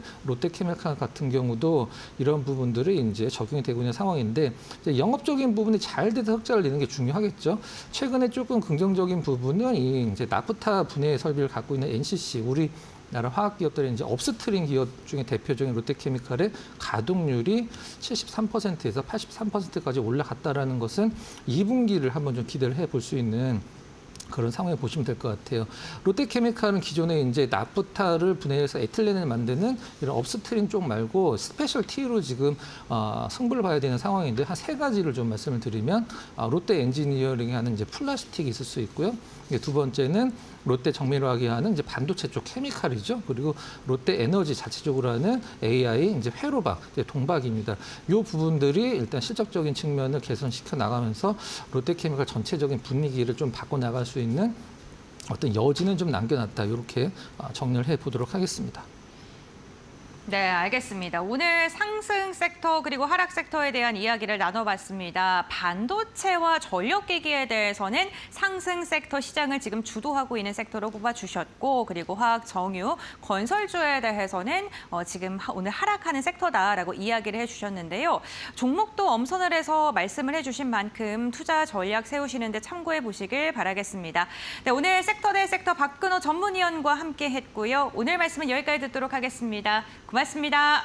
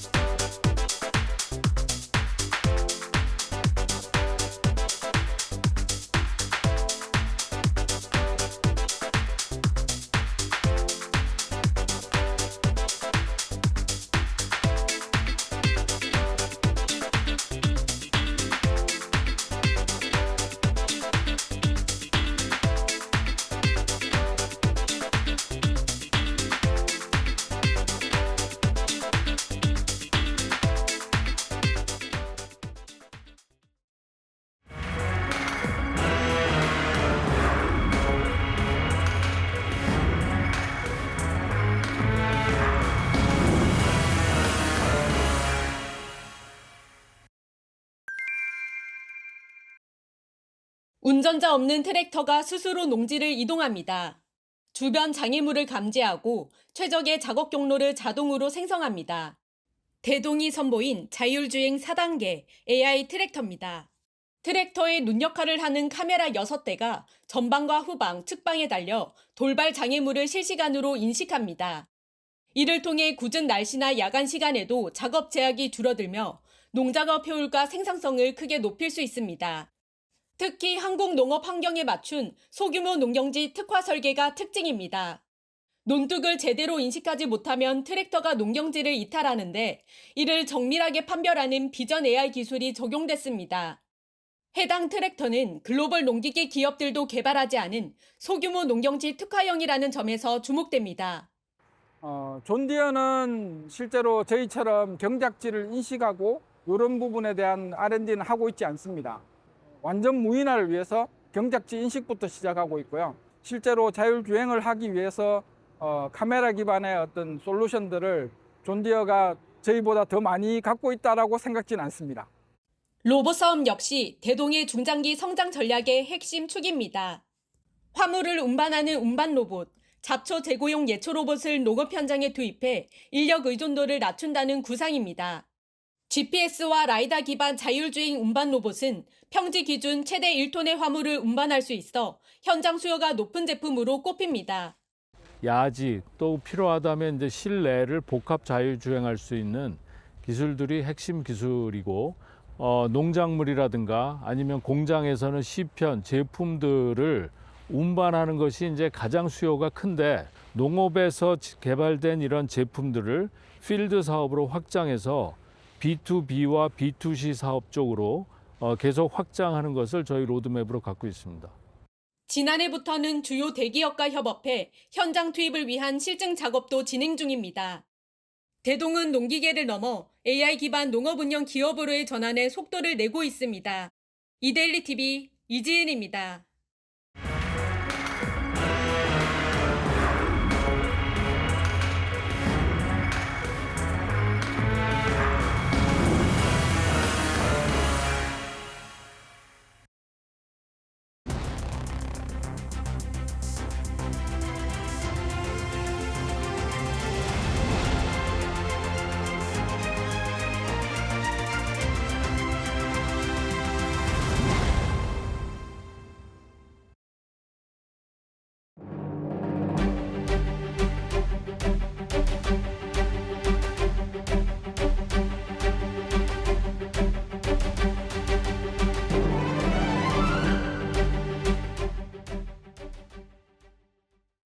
맥락 시간으로 이어가 보도록 하겠습니다. 오늘도 각 산업을 대표하는 전문가를 모시고 그 산업의 맥을 짚어보는 시간으로 이어가 보도록 하겠습니다. 오늘 이 시간은 루체인베스트의 오현진 팀장과 함께합니다. 오늘 우리가 다룰 이야기는요, 로봇 관련된 이야기를 나눠보도록 할 텐데요. 글로벌 빅테크 기업들의 로봇 투자가 지속적으로 이어지고 있는 상황입니다. 메타 같은 경우에도 로봇 스타트업을 인수한다라는 소식이 전해지면서 인간형 경쟁 로봇이 좀 본격화되고 있다, 뭐 이러한 이야기 나오고 있는데 피지컬 AI 시장이 점점 더 다가오고 있는데 우리가 어떻게 전략을 세워야 되는지 자세히 알아보죠. 팀장님 모셔봤습니다. 인사 먼저 나누겠습니다. 안녕하십니까? 네, 반갑습니다. 오늘 로봇 관련된 기업들의 움직임이 좋습니다. 시장이 잘 가서도 있는 것 같고요. 어쨌든 AI에 파생된 관련된 산업군들의 주가 랠리가 좀 이어지고 있는데 로봇 관련된 기업들이 이렇게 좀 시장에서 주목받고 있는 이유, 팀장님이 보시기에는 어떤 것 때문이라고 보실까요? 네, 역시 이제 AI 산업의 확장의 끝 아니면 이제 중간 지점은 로봇이다라는 시장의 인식이 굉장히 강하다라고 보시는 게 맞을 것 같습니다. AI 열풍은 이제 우리가 알다시피 그 챗 GPT에서 시작이 됐죠. 그래서 LLM 기준으로 이제 성장을 하다가 이제 학습과 추론이 같이 중요하다라고 해서 추론이 더 중요하다라고 넘어가면서 CPU가 주목받기 시작했습니다. 네, 에이전틱 AI로 가는 과정이죠. 근데 이 에이전틱 AI 시장이 오게 되면 결국은 스스로 행동하고 결정할 수 있는 AI 인공지능이 온다라는 겁니다. 그러니까 지금까지 휴머노이드 로봇에 가장 필요한 게 이 추론 부분이었다라는 거죠. 그래서 에이전틱 AI가 지금까지는 이제 PC 안에서 컴퓨터 안에서만 작동을 했다면 그게 이제 피지컬로, 그러니까 겉으로 드러나서 행동할 수 있는 단계, 이게 바로 로봇이라고 보시면 될 것 같습니다. 그래서 에이전틱 AI가 생각보다 빠른 속도로 발전하다 보니까 이런 기술들을 로봇으로 이제 이식시킬 수 있겠구나라는 기대감이 커지고 그게 이제 최근에 로봇줄을 다시 움직이게 만드는 동력이 되고 있다라고 보시면 될 것 같아요. 그래서 한마디로 추론 능력이 고도화됐을 때 휴머노이드 로봇의 중요성이 커진다, 이렇게 보시면 되겠고요. 법적인 부분도 좀 있는 게 요즘에 노란봉투법이 많이 좀 도입이 되고 있죠. 그래서 근로자의 파업이 좀 확대가 되고 있습니다. 사용자의 개념이 확대되는 건데 그러니까 근로조건을 실질적으로 결정할 수 있는 자를 사용자로 본다라는 개념입니다. 그러니까 지금 우리나라의 대기업 같은 경우는 그러니까 하청업체에 이제 일감을 주죠. 근데 그 하청업체에 재하청업체가 있습니다. 근데 그 재하청업체는 원래 원청의 파업이라든지 이런 부분을 할 수가 없게 돼 있어요. 그러니까 자기를 이제 직접적으로 고용한 하청업체에 이제 뭐 불만이나 이런 것들을 얘기할 수 있는 것이지 원청업체로는 그 힘이 닿지가 않습니다. 근데 노란봉투법은 이런 재하청업체 혹은 재재하청업체도 원청을 상대로 교섭을 요구하거나 아니면 시위를 할 수 있는 권리들이 좀 부여가 됐거든요. 그러다 보니까 최근에 뉴스에서 보시는 대로 파업 이사들 굉장히 많이 나옵니다. 삼성전자도 뭐 요즘에 이제 실적이 좋아서 뭐 성과급을 올려달라 뭐 이런 식으로 파업을 하고 있지만 삼성바이오로직스도 마찬가지고 뭐 CU 관련된 기사들도 꾸준하게 나오고 있죠. 이렇게 파업이 확대되면서 기업이 이런 리스크를 줄이기 위해 산업 현장에서 로봇을 쓰고자 하는 수요는 꾸준히 확대될 가능성이 높습니다. 그래서 이 노란봉투법이 없었어도 로봇 시장은 성장을 했겠지만 노란봉투법이 도입되면서 로봇의 성장 속도가 더더욱 가속화되고 있다라고 보시면 될 것 같고요. 또 지금 시장은 누가 뭐래도 반도체 주도의 시장입니다. 오늘 SK하이닉스도 거의 뭐 10% 가까이 급등하는 모습이 보였고 이러다 보니까 성장주의 투심이 개선될 수밖에는 없어요. 그러니까 지금 반도체주가 전체 성장주를 사실상 이끌고 있다라고 보시면 됩니다. 그래서 항상 시장이 우상향을 보일 때는 가치주보다 성장주가 강했어요. 근데 로봇주가 기존에 이제 성장성을 선반영하면서 굉장히 많이 올랐다가 주가 조정이 고점 대비 한 20% 정도 나오면서 현재 구간에서 눌림목을 형성하고 있죠. 그래서 반도체가 앞으로도 시장을 계속 선도한다라고 한다면 반도체가 피지컬로 구현되는 이 로봇주에도 수급이 들어갈 가능성이 매우 높다라고 보시면 됩니다. 그러니까 쉽게 말해서 이제 성장주의 수급 확장이라고 보시면 되겠고요. 직접적인 수급 면에서는 ETF 출시가 있습니다. 그래서 올해 보시면 ETF, 그러니까 로봇 관련된 ETF들이 굉장히 좀 많이 출시가 됐어요. 그래서 타이거 코리아 휴머노이드 로봇 산업이라는 ETF도 출시가 됐고요. 또 에이스 휴머노이드 로봇 산업 탑2 플러스라는 종목군들이 신규 상장이 됐습니다. 그래서 앞으로도 아마 로봇 ETF들이 꾸준하게 신규 상장이 될 것 같아요. 그러면 로봇 ETF가 당연히 로봇주를 담을 것이고 또 그 수급 효과로 인한 주가 상승이 나타날 수 있으니까 이런 부분도 로봇주의 반등에 좀 힘을 보태고 있다고 보시면 될 것 같습니다. 네, 알겠습니다. 국내 로봇 관련된 기업들의 상승을 주도하고 있는 그 요인들을 함께 짚어봤는데요. 뭐 여러 가지 이슈들이 있는 것 같습니다. 노란봉투법이라던가 시장, 글로벌 시장 전반적으로 피지컬 AI에 대한 기대감 커지고 있는 거, 뭐 성장주에 대한 투심 개선, 그리고 ETF에 대한 기대감까지 말씀을 해주셨습니다. 근데 최근에 시장을 보게 되면 결국에는 기술력을 입증받아서 그게 또 실적으로 찍혀야지 또 시장에서는 인정을 해주는 것 같은데 국내 로봇 기술을 좀 보게 됐을 때 사실 미국과 비교했을 때는 기술력에서 조금 뒤처지지 않나, 그리고 가격적인 부분에 대해서는 중국이 훨씬 저렴하지 않을까, 이러한 우려들 하고 있지 않습니까? 이런 부분은 좀 어떻게 보실까요? 네, 그래서 실제로 미국과 중국이 현재 로봇 산업을 선도하고 있는 게 맞습니다. 그래서 국내 업체들은 어떻게 보면 살짝 따라가야 되는 입장이기는 한데 물론 기회들도 있다라고 봐요. 일단 미국과 중국이 어느 정도의 영향력을 갖고 있는지를 보면 그러니까 글로벌 로봇 소프트웨어의 40% 이상을 미국이 장악하고 있습니다. 성장률은 연평균 30%예요. 그렇다는 것은 앞으로도 로봇 관련된 소프트웨어들은 미국에서 계속해서 영향력을 뻗칠 가능성이 높다라는 의미고요. 오픈 AI, 그다음에 구글 딥마인드, 엔비디아가 주도하는 이 로봇 파운데이션 모델이 글로벌 시장을 선도하고 있습니다. 이 로봇 파운데이션 모델이라는 것은 뭐 쉽게 그러니까 PC로 얘기하면 그냥 윈도우를 초기에 설치하는 뭐 이런 개념이에요. 그러니까 로봇이 기본적인 기능을 할 수 있도록 초기에 프로그래밍을 하는 겁니다. 그럼 로봇이 뭔가 움직이거나 물건을 짚거나 아니면 이동시키거나 들거나 이런 행동들, 그러니까 기본적인 행동들에 대한 세팅값, 이게 로봇 파운데이션 모델인데 이 시장을 미국 빅테크들이 거의 장악하고 있다라고 보시면 돼요. 그럼 이제 그 중국 쪽에서의 역할은 뭐냐? 중국은 소프트웨어는 이제 미국보다 조금 달리긴 합니다. 하지만 트랜스포스가 지금 판단하기에 그 중국 업체들의 글로벌 로봇 출하량 90% 수준입니다. 그러니까 10대의 로봇이 나온다면 그중에 9대는 현재 중국에서 나오고 있다라고 보시면 되겠고요. 중국에는 휴머노이드 기업이 150개가 존재합니다. 그러니까 그만큼 로봇 산업이 일찍부터 생태계를 형성했다라고 보시면 될 것 같아요. 실제로 중국에서 가장 이제 최근에 많이 이슈가 되고 있는 기업이 유니틀인데 글로벌 점유율 32%, 3분의 1을 이 기업 하나가 점유를 하고 있고요. 상하이 증권거래소에 상장 예정입니다. 최근에 밸류 평가를 했는데 약 10조 원 정도의 밸류 평가 평가를 받았고요. 앞으로 몸값은 꾸준하게 높아질 것 같아요. 그래서 이렇게 소프트웨어 부분은 미국의 장악력, 그다음에 하드웨어는 중국의 장악력이 큰 상황에서 저도 이제 국내 로봇 업체의 위치가 어딜까 약간의 이제 고민이 있었는데 기회를 찾고 있는 부분들이 있습니다. 일단 첫 번째로 보면 미국이 중국과 손잡을 가능성은 없다라는 거죠. 그러니까 현재 미국은 중국을 로봇 산업에서 굉장히 견제를 합니다. 그래서 로봇의 어떤 분야에서도 중국산 부품조차도 쓰지 않기를 원해요. 물론 테슬라 같은 경우에는 이제 일부 중국산 부품을 쓰고 있기는 하지만 더 이상 확장시키기가 어렵고 미국 정부에서도 중국 부품 쓰는 것들을 계속해서 견제를 할 겁니다. 그럼 미국이 그런 소프트웨어 기술을 가지고 하드웨어 파트너를 찾을 때 결국 한국을 찾을 수밖에 없다라는 얘기고요. 한국은 누가 뭐래도 제조업 강국이죠. 그래서 한국의 뭐 수출 상위 비중을 보면 반도체, 선박, 자동차 다 제조업 기술입니다. 그래서 품질 면에서는 일단 중국에 조금 앞서는 부분도 있고요. 그래서 미국이 이제 파트너로서 한국을 선택한다라고 한다면 여기서 미국과 어떻게 이제 커뮤니케이션을 이어나갈 것인가에 그 국내 로봇주의 그 방향성, 성과 이런 부분이 달려 있다라고 볼 수 있을 것 같고요.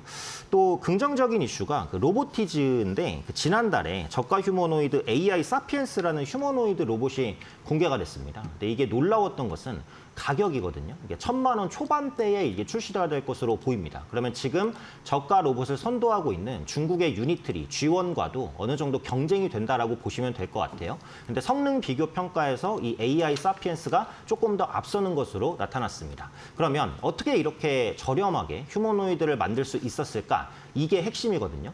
근데 로봇에서 가장 비싼 부품은 액추에이터입니다. 감속기라든지 구동기라든지 이런 것들을 뭉뚱그려서 액추에이터라고 하는데 전기차에서 2차 전지가 가장 비싼 거랑 똑같아요. 그래서 로봇에서는 액추에이터가 가장 비쌉니다. 원가의 60%를 차지하거든요. 근데 로보티즈는 이 액추에이터 내재화에 성공을 했습니다. 97%를 이제 수입에 의존하지 않고, 그러니까 3% 정도의 부품만 외부에서 조달하고 97%는 자체 생산했어요. 그러면서 이제 원가를 급격하게 줄였다는 거죠. 그럼 이제 앞으로 우리가 가야 될 방향이 명확해집니다. 액추에이터 내재화. 이 부분을 성공하는 로봇 업체가 현재 시장을 장악할 가능성이 높다라고 보시면 됩니다. 향후 범용 휴머노이드는 물론 기능도 중요하지만 가격 경쟁력이 관건이에요. 그래서 제가 말씀드린 대로 액추에이터, 감속기라든지 모터 이런 부분들을 어떤 업체가 선도적으로 내재화하는지 그런 부분을 보시면 투자에 대한 힌트가 나오지 않을까 이렇게 생각됩니다. 네, 미국과 중국의 기술력에 대해서는 인정을 해주셨는데 결국에는 양국이 기술 경쟁을 지속적으로 하고 있기 때문에 그 사이에서 우리도 분명히 돌파구 기회가 있다라고 말씀을 해주셨습니다. 그러한 분위기가 지난주에도 느껴졌던 게요. 젠슨 황의 딸이죠. 엔비디아 메디슨 황이 우리나라에 방문을 해서 뭐 여러 그 기업인들과 만나고 여러 이야기를 논의한 것으로 알려졌습니다. 그런데 이 메디슨 황이 엔비디아의 그 로봇 관련된 부분의 이사이거든요. 그렇기 때문에 여기서 어떤 이야기가 또 로봇 산업에 또 도움이 될지 알아봐야 될 것 같은데 무슨 이야기 오갔을까요? 네, 그래서 아까 이게 제가 말씀드린 부분이에요. 그래서 미국이 손잡을 업체는 사실 한국 빼고는 이제 많지 않기 때문에 한국으로의 빅테크 미팅이 이 메디슨환 이슈 말고도 꾸준하게 이어질 가능성이 높습니다. 그러니까 그때마다 로봇주가 주목받을 수 있다라고 보시면 되겠고요. 상당히 많은 기업들을 만났습니다. 삼성전자, SK하이닉스, 그다음에 두산, LG전자 이렇게 많은 기업과 미팅을 했는데요. 현재 두산 같은 경우에는 두산이 개발 중인 로봇 운영 체제 그리고 엔비디아의 그 AI 인프라를 연계하는 플랫폼 구축 같은 방안들을 논의를 했습니다. 결국 앞서 말씀드린 대로 소프트웨어는 엔비디아가 제공하고 그 몸통 역할은 이제 두산이 제공하는 이런 형태의 협업이 있을 가능성이 있다. 한국이 말 그대로 그냥 주요 하드웨어 파트너다. 이렇게 보시면 되겠고요. 현재 엔비디아의 목적은 이렇습니다. 직접 로봇을 생산할 마음은 없어요. 그런데 글로벌적으로 로봇 시장이 확장됐을 때 그 두뇌, 그 플랫폼 역할은 우리가 하겠다라는 겁니다. 그래서 우리의 플랫폼을 이식시킬 몸체를 찾고 있다라고 보시면 돼요. 쉽게 말하면 로봇 제조사를 이제 엔비디아 생태계에 편입시키겠다라는 거고, 로봇 제조사들이 이제 지능형 로봇을 조금 더 쉽게 만들 수 있도록 도와줄 수 있는 AI 플랫폼을 제공합니다. 그래서 범용 파운데이션 모델을 적용하고 또 디지털 트윈을 활용해서 가상 시뮬레이션 이식 시스템을 구축하는데, 이 범용 파운데이션에 대해서는 아까 설명을 드렸죠. 기본적으로 윈도우처럼 세팅을 해서 기본 동작을 할 수 있게 만드는 거고, 또 중요한 개념 중에 하나가 디지털 트윈입니다.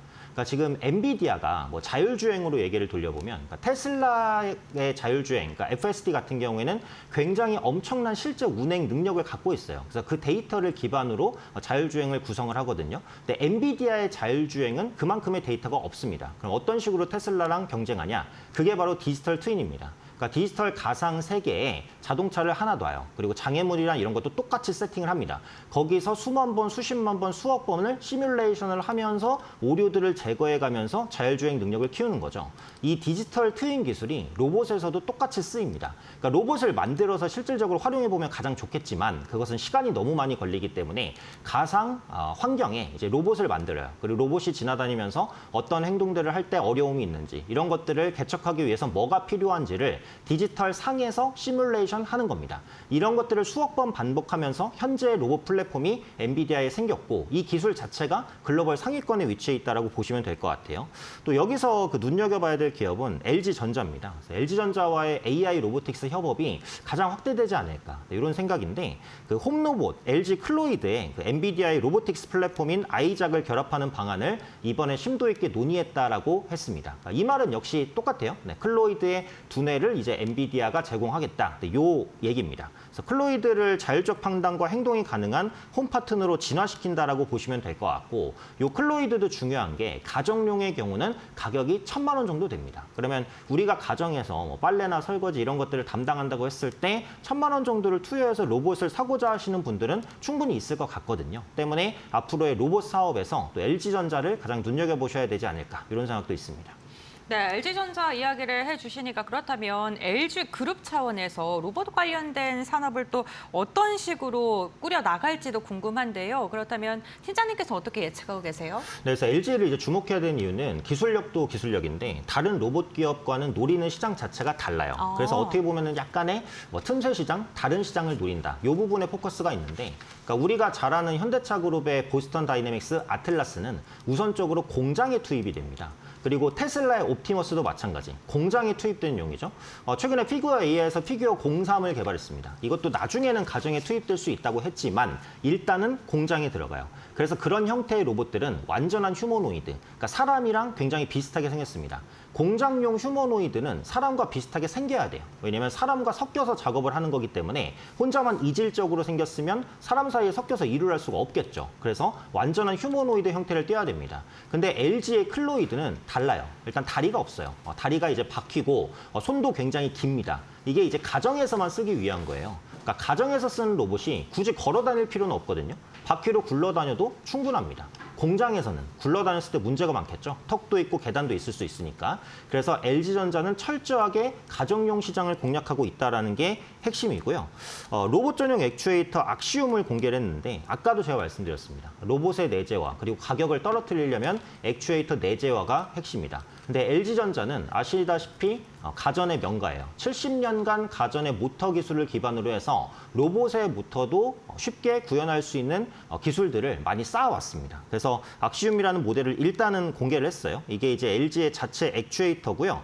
향후 액추에이터의 이제 B2B 부품 사업도 확대하겠다고 했습니다. 그러니까 이 액추에이터를 LG전자의 로봇에 넣는 것은 당연하고 이 액추에이터 자체도 이제 팔겠다. 그러니까 로봇 사업에 신규로 뛰어들고 싶은데 액추에이터 기술 확보가 어려워서 못하는 기업들이 있거든요. 그래서 이런 기업들에게 액추에이터를 팔겠다라고도 했기 때문에 추가적인 수익원이 될 수도 있다라고 보고요.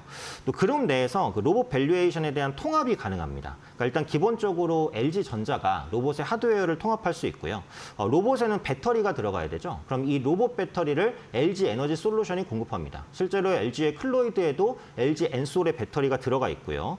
로봇 배터리는 또 다양한 성능과 크기에 맞는 팩 기술이 중요해요. 그래서 앞으로 셀 업체가 주목받을 가능성이 높으니까 삼성 SDI, 엔솔, 그다음에 뭐 SK이노베이션 이런 종목군들 복합적으로 보셔야 될 것 같고 특히 LG 이노텍이 또 로봇의 라이다와 카메라 모듈을 공급을 합니다. 로봇에 카메라가 들어가야 되는 건 뭐 당연하다라고 봐야 되겠죠. 그다음에 LG 디스플레이가 로봇 전용 디스플레이를 개발하고 있습니다. 그래서 얼굴 부분에 디스플레이 패널을 탑재해서 사용자와의 소통을 강화할 거예요. 끝으로 LG CNS가 이 모든 것을 총괄합니다. 그러면 LG전자, LG 이노텍, LG 디스플레이, 그다음에 LG 에너지 솔루션, LG CNS까지 그룹사 이 5개가 합치면 로봇 사업을 통합적으로 다 할 수 있어요.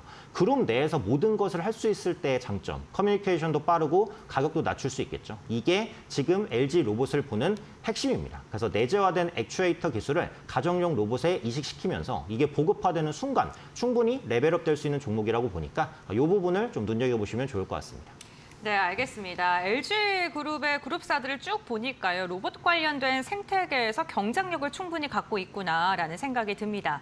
국내에서 로봇하면 대표적인 그룹사가 현대차그룹 빼놓을 수 없죠. 선도적으로 로봇 기술을 개발하고 있는데 현대차그룹의 보스턴 다이내믹스의 로봇이 도대체 언제 상용화가 될까요? 그래서 이게 생각보다 살짝 늦어졌어요. 그러니까 원래 계획대로라면 이제 공장에 많이 투입이 됐어야 되거든요. 근데 지금 현대차에서 밝히고 있기로는 올해 말 정도에 본격 투입될 것 같고 지금도 투입이 돼 있기는 합니다. 근데 적극적으로 쓰는 건 아니고 아직은 이제 테스트 단계다. 이렇게 보시면 될 것 같고요. 2028년부터는 대량으로 투입이 되고 2030년까지는 연간 최대 3만 대를 생산하겠다라고 했습니다. 그러니까 지금은 생산 능력이 많이 떨어져요. 월 4대 정도밖에는 못 만들어요. 그러니까 아직은 가야 될 길은 좀 멀다라고 보시는 게 맞겠고요. 두뇌는 이제 좀 잘 갖춰져 있습니다. 제미나이의 로보틱스 기반 AI가 탑재돼 있어요. 그래서 두뇌는 구글의 딥마인드가 공급하고 있고요. 로봇의 지각과 추론 그리고 도구 사용 능력이 극대화됩니다. 그래서 초기에는 부품 이동이라든지 단순 작업에 쓰다가 후에는 사람이 하는 고난이도 작업, 특히 자동차 조립 공정에 쓰이는 순간 현대차의 원가는 크게 떨어지겠죠. 지금 테슬라도 이 부분을 노리고 있는 겁니다. 그래서 이게 가시화되는 시기는 2028년 이후에 될 것이다라고 보고 있고요. 또 현대모비스가 액추에이터 로봇 손을 공급합니다. 앞서 말씀드렸던 액추에이터 내재화, 현대차도 가능해요. 그래서 현대모비스가 그 기술력을 갖고 있다는 거고요. 현재 아틀라스 배터리는 역시 LG에너지솔루션이 원통형으로 공급을 합니다. 그래서 LG에너지솔루션이 LG전자, 현대차그룹, 그다음에 테슬라 여기에 배터리를 다 넣습니다. 그래서 로봇 시장이 성장할 때 배터리 부분에서는 LG엔솔이 주목받을 수 있다는 부분이고요.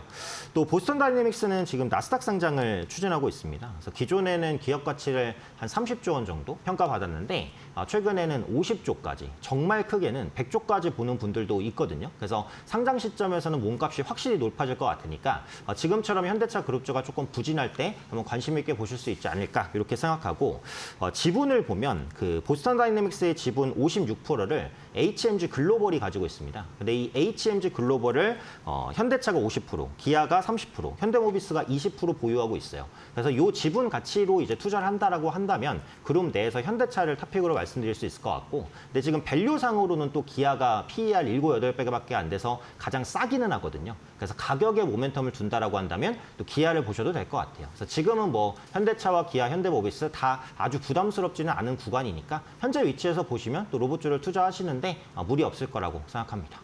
네, 알겠습니다. 오늘 로봇 관련된 기업들에 대한 투자 전략을 세워봤습니다. 로봇주 같은 경우에는 미국과 중국의 기술력이 독보적이긴 하지만 그 가운데서도 우리가 특히나 하드웨어적인 부분에서 충분히 그 기회를 모색할 만하고 그룹사 측면에서도 밸류체인이 잘 갖춰진 그룹사들은 좀 지금부터 로봇 산업들을 꾸준하게 키우고 있기 때문에 지켜봐도 좋겠다라고 이야기해 주시면서 LG그룹과 현대차그룹 언급해 주셨으니까요. 참고해 보시면 좋겠습니다.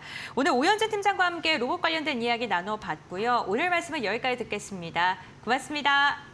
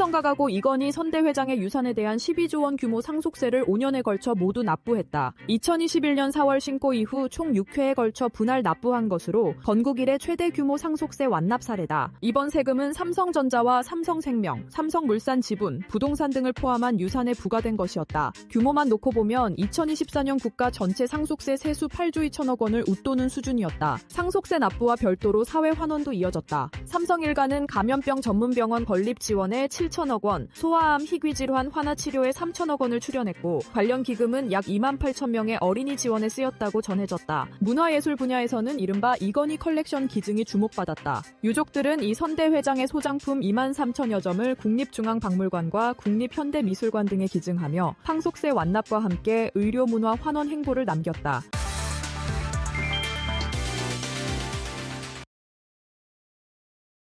네, 5월의 첫 거래일 마감 동시효과 구간에 들어와 있습니다. 라스트 찬스로 이어가 볼 거고요. 퍼스트프라임 리서치 이동근 대표 나와주셨습니다. 어서 오세요. 네, 안녕하십니까?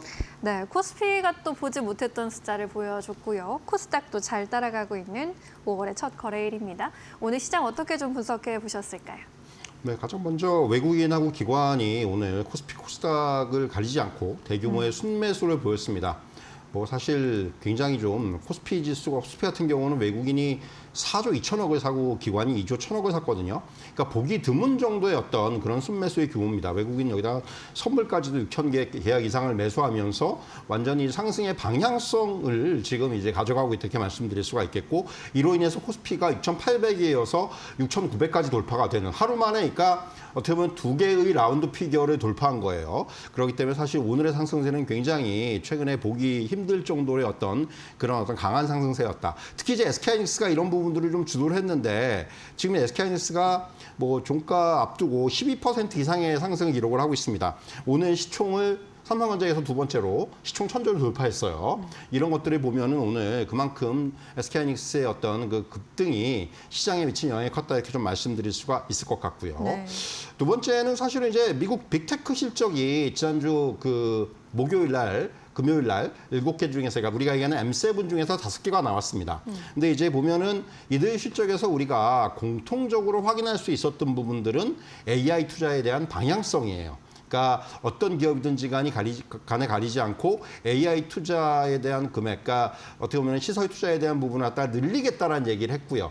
결국 이런 것들은 양날의 칼일 수가 있습니다.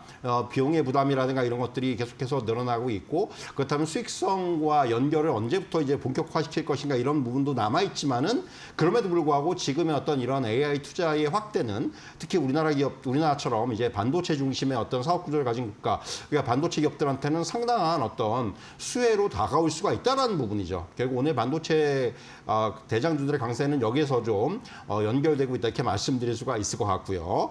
오늘 시장의 전반적인 흐름을 보면은 사실은 5장으로 가면서 상승 종목은 오히려 줄어들고 있어요. 그러니까 하락 종목 수가 더 많은데, 오늘 보면 반도체라든가 전력 인프라라든가 통신 장비, 2차 전지, 이렇게 최근에 시장의 어떤 중심에 있었던, 그러니까 이런 업종들이 시장을 그야말로 견인을 하는 이런 흐름이 나타나고 있다는 겁니다. 사실 이제 4월장에서 5월장 넘어오면서 시장에서 우려했던 부분들이 이제 뭔가 시장의 어떤 성격이 좀 변화가 되지 않겠는가, 주도주들이 조금 쉬어가면서 주도주 이외의 업종들 내지는 뭔가 이제 종목 장세 형태가 좀 나타나지 않겠는가라는 그런 전망들이 많았었는데, 오늘 5월의 첫날은 이러한 전망이 좀 무색하게도 기존에 오히려 그 시장을 주도하던 업종들이 이런 주도력을 더 키우는 그런 모습을 보여주고 있다 이렇게 말씀드릴 수가 있겠고, 앞서도 말씀드렸지만 결국 이러한 어떤 흐름의 어떤 중심에는 외국인과 기관의 강력한 동반 매수세가 작용을 하고 있다, 이렇게 좀 정리를 해드릴 수 있을 것 같습니다. 네, 결국에는 오늘 수급이 굉장히 양호하게 나타나줬고요. 또 업종별로 고르게 순환매가 나타나고 있다라는 점, 그리고 실적이 또 긍정적으로 확인되고 있다라는 점이 오늘 시장의 상승을 이끌어주지 않았나라는 생각이 듭니다. 말씀해 주신 것처럼 주도주 중심으로서 흐름 굉장히 좋았지만 그동안 다소 소외됐었던 업종의 반등도 눈에 띄었거든요. 오늘 게임주도 그렇고 호텔이나 뭐 레스토랑, 레저 쪽도 그랬고요. 패션 업종도 그렇고 결국에는 실적이 잘 나온 업종 안에서도 이제 종목별 흐름이 두드러진 하루였습니다. 오늘 그렇게 해서 오늘 증시 흐름 좀 살펴봤고요. 이어서 공시효과 구간 분위기 살펴보도록 하겠습니다. 코스피 쪽으로는 오늘 5% 가까운 급등세가 연출이 됐고요. 결국에는 장중의 고점을 지금 현재 구간에서도 다시 써주고 있는 흐름입니다. 333포인트까지 상승폭을 넓혀주고 있는 모습이고요. 고점 부근에서 마무리 나타나고 있습니다. 코스닥의 경우에도 1.75%대 강세 흐름, 오늘 장중 고점 1222포인트까지 기록하기도 했고요. 1213포인트 안에서 마감 기다리고 있습니다. 코스피 200의 경우에도 5%대 강한 급등 흐름 포착이 되고 있습니다. 코스피 쪽에서는 외국인이 그리고 기관의 수급이 모처럼 함께 들어와 주면서 외국인 3조 3천억 원대, 기관이 1조 5천억 원대 순 매수로 대응을 했고요. 개인은 반면에 4조 원 넘게 물량을 덜어냈습니다. 4조 6천억 원대 매도 우위 집계되고 있습니다. 코스닥 쪽에서도 모처럼 외국인의 수급이 들어와 준 하루였습니다. 5천억 원대 순 매수세로 집계가 되고 있고요.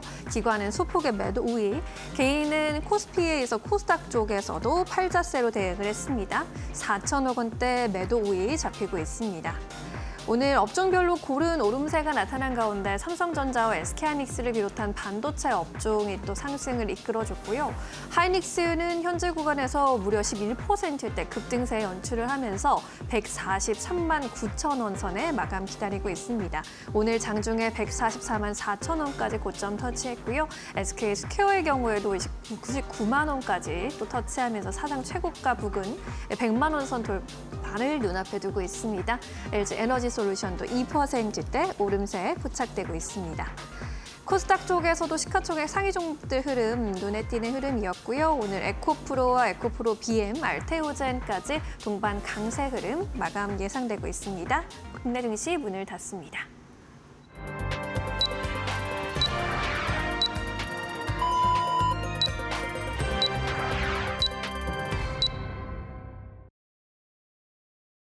(5월) 첫 거래일 우리 시장 마무리가 됐습니다. 오늘 출발이 굉장히 좋았던 하루였는데요.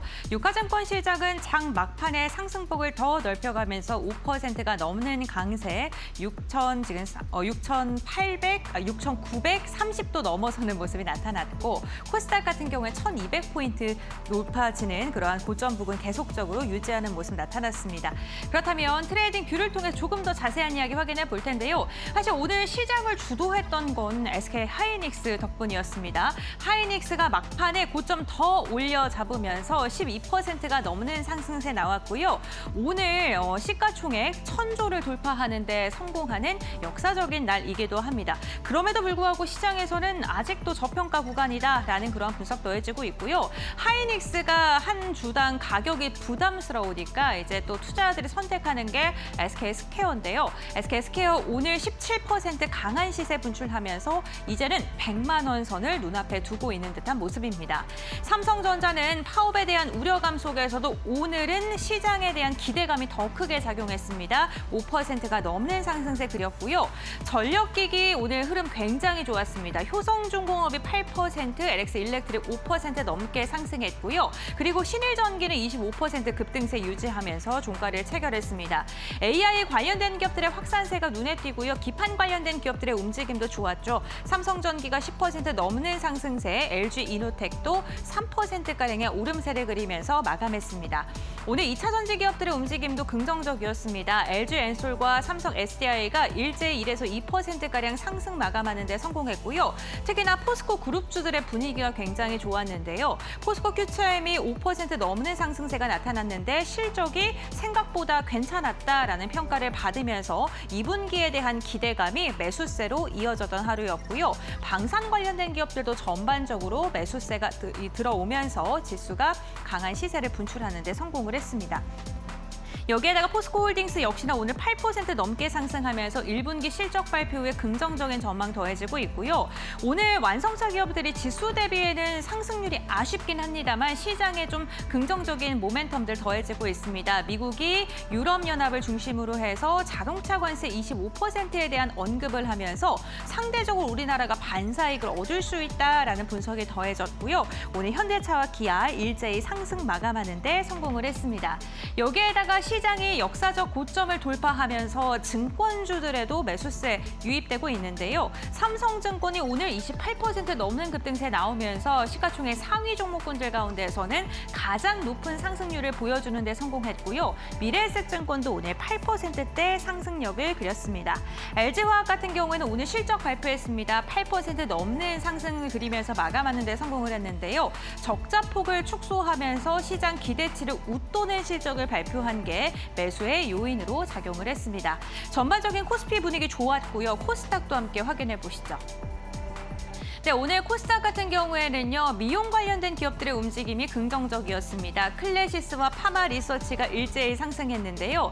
K뷰티와 관련된 수출 데이터가 잘 나온 것으로 확인되면서 파마 리서치는 무려 8%가 넘는 상승세 나왔고요. 알테오젠도 1% 넘는 견조한 상승세 나왔습니다만 HLB, 삼천당제, ABL바이오와 같은 일부 바이오 기업들은 지수 대비 좀 아쉬운 흐름이 나오기도 했습니다.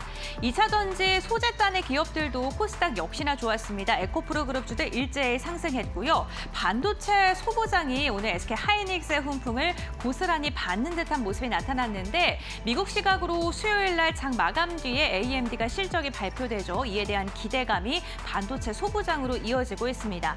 원익 IPS 4%, 이오테크닉스도 상승 마감이고요. 지금 유진테크, 리노공업과 같이 반도체 소부장 전반적으로 기판까지도 일제히 상승하는 모습이 특징적이었고요. 로봇 관련된 기업들은 레인보우 로보틱스가 오늘 3% 넘는 상승을 그리면서 마감하는 데 성공을 했습니다. 네, 이렇게 종목별 마감 상황 함께 확인을 해봤고요. 그렇다면 지수는 어떻게 마감되는지 기대됩니다. 심인영 앵커 전해주시죠. 네, 5월의 첫 거래일 코스피, 코스닥 마감 상황 살펴보겠습니다. 코스피가 오늘 5%대 급등세를 연출하면서 또 경이로운 오름세를 시현했습니다. 사상 최고치를 또다시 경신하면서 이제 정말 7,000포인트를 바로 눈앞에 두고 있습니다. 6,936.99 기록했습니다. 코스닥의 경우에도 1.79% 강세 유지를 했고요. 1,213.74에 마감했습니다. 코스피 200도 5.8% 급등 흐름 연출했습니다. 오늘 코스피 장중 내내 플러스권의 양호한 흐름이었고요. 장 막판으로 갈수록 더 상승 탄력을 더해주는 모습. 장중 고점은 6,937포인트 터치하기도 했습니다. 코스닥의 경우에도 오늘 양호한 흐름이 계속 이어진 하루였고요. 견조한 오름세 속에 장 초반에 장중 고점 터치하면서 1,222포인트 기록하기도 했습니다. 오늘 유가증권 시장 안에서는 외국인과 기관의 수급이 함께 들어오면서 쌍끌이 매수세 이루어졌고요. 외국인이 3조 원대 순 매수세, 기관도 1조 9천억 원대 2조 원 가까운 순 매수로 대응했습니다. 반면 개인이 팔자세 4조 7천억 원대 물량을 덜어냈습니다. 코스닥 쪽에서도 외국인의 수급이 5거래일 만에 들어와주면서 5,555억 원대 순 매수세로 잡혔고요. 기관은 소폭의 매도 우위, 개인이 4천억 원대 순 매도로 대응했습니다. 오늘 외국인이 선택한 종목들도 살펴볼까요? SK 하이닉스 역시나 1위에 자리를 했고요. 삼성전자, 삼성전기까지 오늘 나란히 급등세 연출한 가운데 외국인의 러브콜까지 받아갔습니다. 코스피가 사상 최고치를 다시 쓰자 증권주의 흐름도 좋았죠. 미래에셋 증권도 외국인 리스트에 올라왔고요. 한화 에어로스페이스 비롯한 방산주 쪽으로도 수급이 쏠렸습니다. 코스닥 쪽에서는 알테오젠, 에코프로비엔과 같은 시총 상위주만 아니라 역시나 반도체 종목들이 자리했습니다. 파도와 리노공업, 테크인까지 순매수 리스트에 함께 자리했습니다. 알테오젠의 경우에도 양호한 흐름을 그렸습니다. 오늘 장중에 상승불 켜는 흐름이었고요. 미국 바이오젠과 체결한 계약 소식이 나타났는데 로열티를 4에서 6%까지 수령한다라는 소식이 있었습니다. 앞서 머크와의 로열티 계약에서 2%대 로열티에 머물렀다라는 실망감을 좀 씻어냈다라는 분석이 있었고요. 이에 따라 오늘 장 초반에 이런 뉴스 있었고 장 오전 장중에 38만 5천 원까지 터치하는 흐름이었습니다. 종가 기준으로도 상승불 지켜냈고요. 1% 상승한 37만 3천 원에 마감 지었습니다. 네, 기관이 선택한 종목들 안에 역시나 앞서 외국인과 마찬가지로 SK하이닉스, 삼성전자, 삼성전기까지 나란히 올라왔고요. 포스코홀딩스의 경우에도 깜짝 실적 내놓은 가운데 급등 흐름 연출했습니다. 삼성증권까지 이를 올렸고요. 코스닥 쪽에서도 역시나 반도체 종목들입니다. 리노공업, 오이솔루션, 미래반도체, 테크인까지 눈에 띄고요. 대한광통신과 같은 광통신 쪽도 좋았습니다. AI 데이터 센터의 투자 확대가 광섬유 쪽에 상승 사이클을 이뤄내고 있다라는 분석 속에 관련주 전반에 상승불이 들어왔습니다. 오늘 증권주 흐름 양호했던 가운데 삼성증권의 흐름이 특히나 돋보였습니다. 오늘 장중에 상한가 터치하기도 했고요. 52주 신고가 다시 쓰는 흐름 13만 9,700원까지 터치를 했습니다. 연일 증시가 사상 최고치를 이어가는 가운데 거래대금 증가 속에 브로커리지 수익이 증가할 것이라는 전망 나타나고 있죠. 오늘 장 마감가 기준으로는 28% 급등한 13만 7,900원 기록했습니다. 이렇게 해서 오늘도 수급이 집중된 종목들 위주로 체크해봤고요. 시장 정리하면서 알아야 할 포인트들 고은별 앵커와 함께 살펴보시죠. 네, 파이널 포인트 3가지 알아보도록 하겠습니다. 먼저 첫 번째는요. 오늘 또다시 역사적인 고점을 경신한 유가증권 시장입니다. 이제 6,900선을 넘어서면서 7,000포인트 정말 이번 달 안에 달성하는 게 어렵지 않게 느껴지는데요. 코스피 결국에는 6,936.99포인트에 마감을 하면서 사상 최고치를 경신하는 데 성공을 했습니다. 오늘 이렇게 시장의 분위기가 좋았던 건 외국인과 기관의 매수세가 강력하게 유입되면서인데요. 동시효과 가운데 더 많은 매수세가 들어오면서 외국인은 3조 그리고 기관은 2조에 가까운 순매수가 나오기도 했습니다. 이렇게 시장이 잘 가니까 증권주들도 오늘 랠리를 펼치는 데 동참을 했는데요. 일부 종목은 장중에 상한가를 터치하는 움직임까지 나타났습니다. 2분기 호실적이 기대되는 증권주들 앞으로의 추이도 지켜보시죠. 두 번째 포인트 함께 확인해 보겠습니다. 오늘 시장이 잘 갔던 건 반도체가 강한 시세를 분출했기 때문입니다. 샌디스크가 호실적을 발표했는데요. 이 샌디스크는 SK하이닉스와 영업을 하는, 영위하는 방식이 좀 비슷하기 때문에 시장에서 주목도가 굉장히 높았습니다. 그런데 영업이익률이 78%를 넘어선 것으로 확인되면서 SK하이닉스에 대한 기대감 또다시 높아질 수밖에 없는 상황이고요. 반도체 수출 데이터가 나오는데 계속 잘 나옵니다. 지난달에 173% 전년 대비 또 증가한 것으로 확인됐고 여기서의 또 주도를 했던 건 HBM인 것으로 확인이 되면서 오늘 SK하이닉스 두 자릿대 강세가 나오기도 했습니다. 140만 원 선을 돌파하는 데 성공을 했고요. 결국에는 시가총액 1,000조를 넘어서는 데 성공을 했습니다. 과연 이러한 시세가 이번 주 내내 이어질 수 있을지도 기대해 보겠습니다. 세 번째 포인트 함께 확인해 보겠습니다. 이렇게 반도체가 잘 가는 이유는 AI의 산업 확산에 대한 기대감 덕분입니다. AI 확산으로 인해서 관련된 섹터들도 점점 더 커지고 있는 것으로 보이는데요. 먼저 오늘 섹터 가운데 가장 큰 상승을 했던 건 전력기기 전선과 관련된 기업들이겠죠. AI 데이터 센터형 전력 수요가 폭발적으로 증가하고 북미에서 노후된 전선을 교체하는 그런 수요가 늘어나면서 이로 인해서 지속적으로 전력 설비 관련된 기업들의 움직임은 좋고요. 오늘 정말 많은 기업들이 상한가에 안착하면서 마감하는 데 성공을 했습니다. 여기에다가 데이터 센터가 늘어나면서 고부가 광섬유에 대한 수요도 증가하고 있고요. 가격적인 우위 측면으로 이제 공급자가 자리를 매김했기 때문에 광섬유 관련된 광통신 기업들의 움직임도 좋았고요. 메타가 로봇 AI 스타트업을 인수했다는 소식에 로봇 관련 기업들 일부 종목을 중심으로는 시세를 내는 그런 모습도 나타났습니다.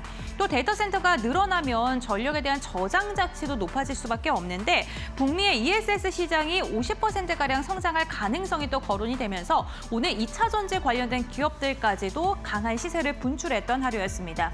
결국에는 오늘 우리 시장은 AI로 파생된 기업들의 강세 이렇게 좀 정리를 해볼 수 있을 것 같은데요. 내일은 우리 시장 또 휴장이죠. 과연 수요일 장은 우리가 어떻게 전략을 세워야 될까요? 지금 바로 알아보시죠. 네, 5월의 첫 거래일 출발이 좋습니다. 5월 증시 이렇게 또 힘찬 출발을 하게 됐는데 내일 또 쉬어가기 때문에 수요일 전략을 꼼꼼히 세워보도록 하겠습니다. 우리가 쉬어가는 사이에 이제 나스닥이 종가 기준으로 처음으로 25,000선을 돌파했고 오늘 그러한 분위기를 고스란히 이어받는 분위기였는데 우리가 또 쉬는 동안 어떤 포인트 좀 잘 살펴봐야 할까요?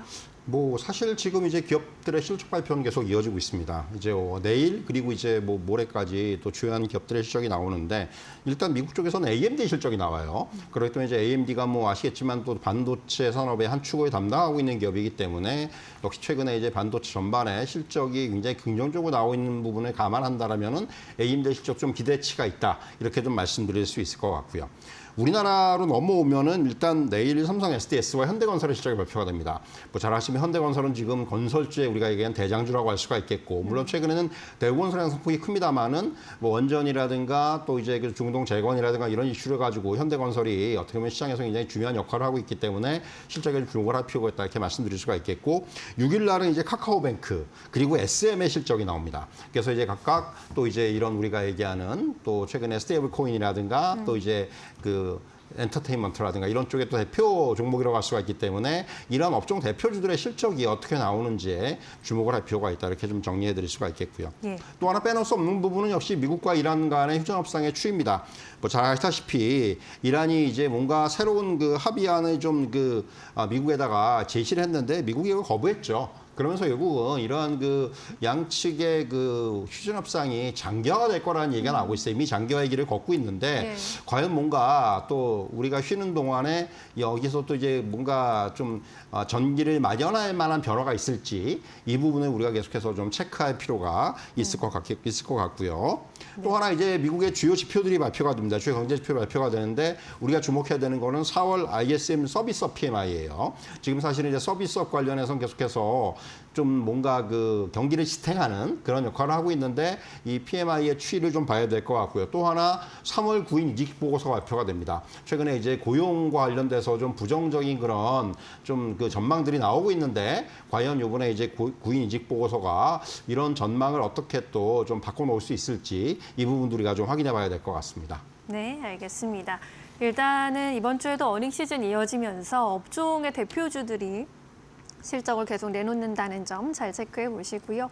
이란과 미국의 휴전 협상은 좀 쉬는 사이에 좀 진전이 있을까요? 함께 또 팔로우해 보시면 좋을 것 같습니다. 미국에서 나오는 지표들까지 꼼꼼히 챙겨보시면 좋겠습니다. 자, 이제 내일 시장에서 한번 주목해 볼 만한 종목을 여쭤보고 싶은데 요즘엔 또 어떤 종목 좀 눈여겨보고 계십니까? 사실 이제 오늘은 굉장히 작은 종목이에요. 근데 이제 가지고 있는 재료가 오늘 시장에서도 뭐 가장 핫한 쪽이 역시 뭐 통신 장비라든가 또 이제 뭐 로봇이라든가 이런 쪽이 오늘도 많이 올랐는데 그런 재료들을 좀 공통적으로 가지고 있는 종목이다 이렇게 말씀드릴 수 있겠고, 세나 테크놀로지라는 종목인데요. 상장된 지가 오래 안 됐어요. 사실 이게 상장된 지가 얼마 안 됐기 때문에 주가가 상장 초와 대비해 봤을 때는 주가가 좀 굉장히 많이 좀 빠져 있는 상황입니다.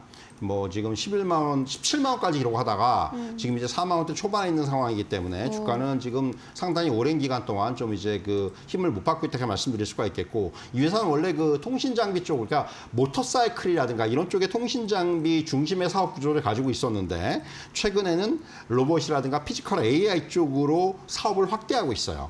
이게 이제 이 회사가 독자 개발한 게 이제 매스 인터컴 기술이라는 건데 이게 뭐냐 하면은 어떤 이제 중앙 허브가 없이 그러니까 그 통신 그 기기들끼리 서로 직접 연결망을 구축을 하는 거죠. 그래서 이게 피지컬 AI라든가 이런 쪽에 만약에 활용이 된다면 상당히 활용 범위가 넓어질 수가 있다라는 거예요. 그래서 이런 그 독자적인 이런 그 매스 인터컴 기술을 기반으로 해서 이제 피지컬 AI 시장에 본격적으로 이제 좀 시장에 진출을 하려는 그런 최근에 이제 움직임을 보이고 있다. 이 부분이 이제 주목을 해봐야 될 것 같고요. 네. 지금 이 회사는 상당히 재무 구조가 좋아요. 그러니까 현금 자산만 거의 한 900억 가까이 가지고 있고 그리고 부채 비율이 16%밖에 안 됩니다. 그렇기 때문에 안정적인 재무 구조를 가지고 있고 주가는 상장 이후에 계속해서 지금 이제 그러니까 하락을 거듭해 왔어요. 그러다가 최근에 이제 바닥을 좀 확인하면서 서서히 좀 반등의 추세를 보이고 있는데 말씀드린 대로 AI 그리고 이제 또 로봇 그리고 통신 장비 이러한 모멘텀들을 갖고 있다라는 그런 부분에 우리가 주목을 해봐야 될 것 같고요. 1차적인 목표가는 6만 원 제시해 드리도록 하겠고 손절 라인은 3만 5천 원으로 제시해 드리도록 하겠습니다. 네, 앞서도 브리핑에서 짚어봤듯이 AI 관련주에 대한 매기는 계속해서 확장되고 있는 상황 속에서 AI와 로봇 그리고 통신 장비 모멘텀까지 가지고 있는 종목으로 소개를 도와주셨고요. 이 독자 개발한 기술로 이제 피지컬 AI 시대에 확대 적용될 수 있는지 여부를 함께 잘 살펴보시면 좋을 것 같습니다. 안정적인 재무 구조를 가지고 있다라는 점까지 포인트로 짚어봤고요. 세나테크놀로지의 경우에도 목표가 6만 원까지 제시를 해주셨습니다. 꼼꼼히 챙겨봐 보시길 바라겠습니다. 자, 이제 내일 모레 시장이라고 해야 할까요? 한마디 주셔야 하는데 어떤 메시지를 좀 주시고 싶으신가요? 사실 이제 상승 추세가 지금 확인이 되고 있습니다. 사실 말씀드린 대로 4월장에 이제 워낙 코스피 지수가 30포인트나 올랐기 때문에 5월장이 조금 쉬어갈 수도 있겠다는 생각을 했는데 5월 첫날부터 그러한 예상을 좀 깨버렸기 때문에 결국은 추세가 계속해서 유지가 될 것으로 예상이 됩니다. 다만 오늘의 이제 속도가 약간 과속이 아닌가라는 생각을 해요. 그렇기 때문에 지금부터는 속도가 조금 둔화가 될 수도 있고 조정이 나올 수도 있습니다. 그러니까 추세는 변함이 없지만은 이러한 어떤 속도에 대한 부분들을 우리가 계속 확인하면서 시장에 대응할 필요가 있다. 이 말씀을 드리도록 하겠습니다. 네, 아무래도 좀 급증이 나오게 된다면 또 급락이 나올 가능성도 열어둘 수밖에 없을 것 같습니다. 지난 증시에서도 계속해서 그런 모습을 보여준 바 있고요. 오늘 업종별로 고른 상승이 나오긴 했지만 또 상승 종목에 비해서 하락 종목이 또 많은 모습도 포착되기도 했습니다. 이럴 때일수록 종목 고르는 것도 좀 잘 보셔야 할 것 같고요. 앞으로 또 어떤 업종이 주목받게 될지에 대한 부분도 잘 공부해 보셔야 할 것 같습니다. 오늘 여기까지 이야기 드리도록 할게요. 지금까지 이동근 대표와 함께했습니다. 고맙습니다.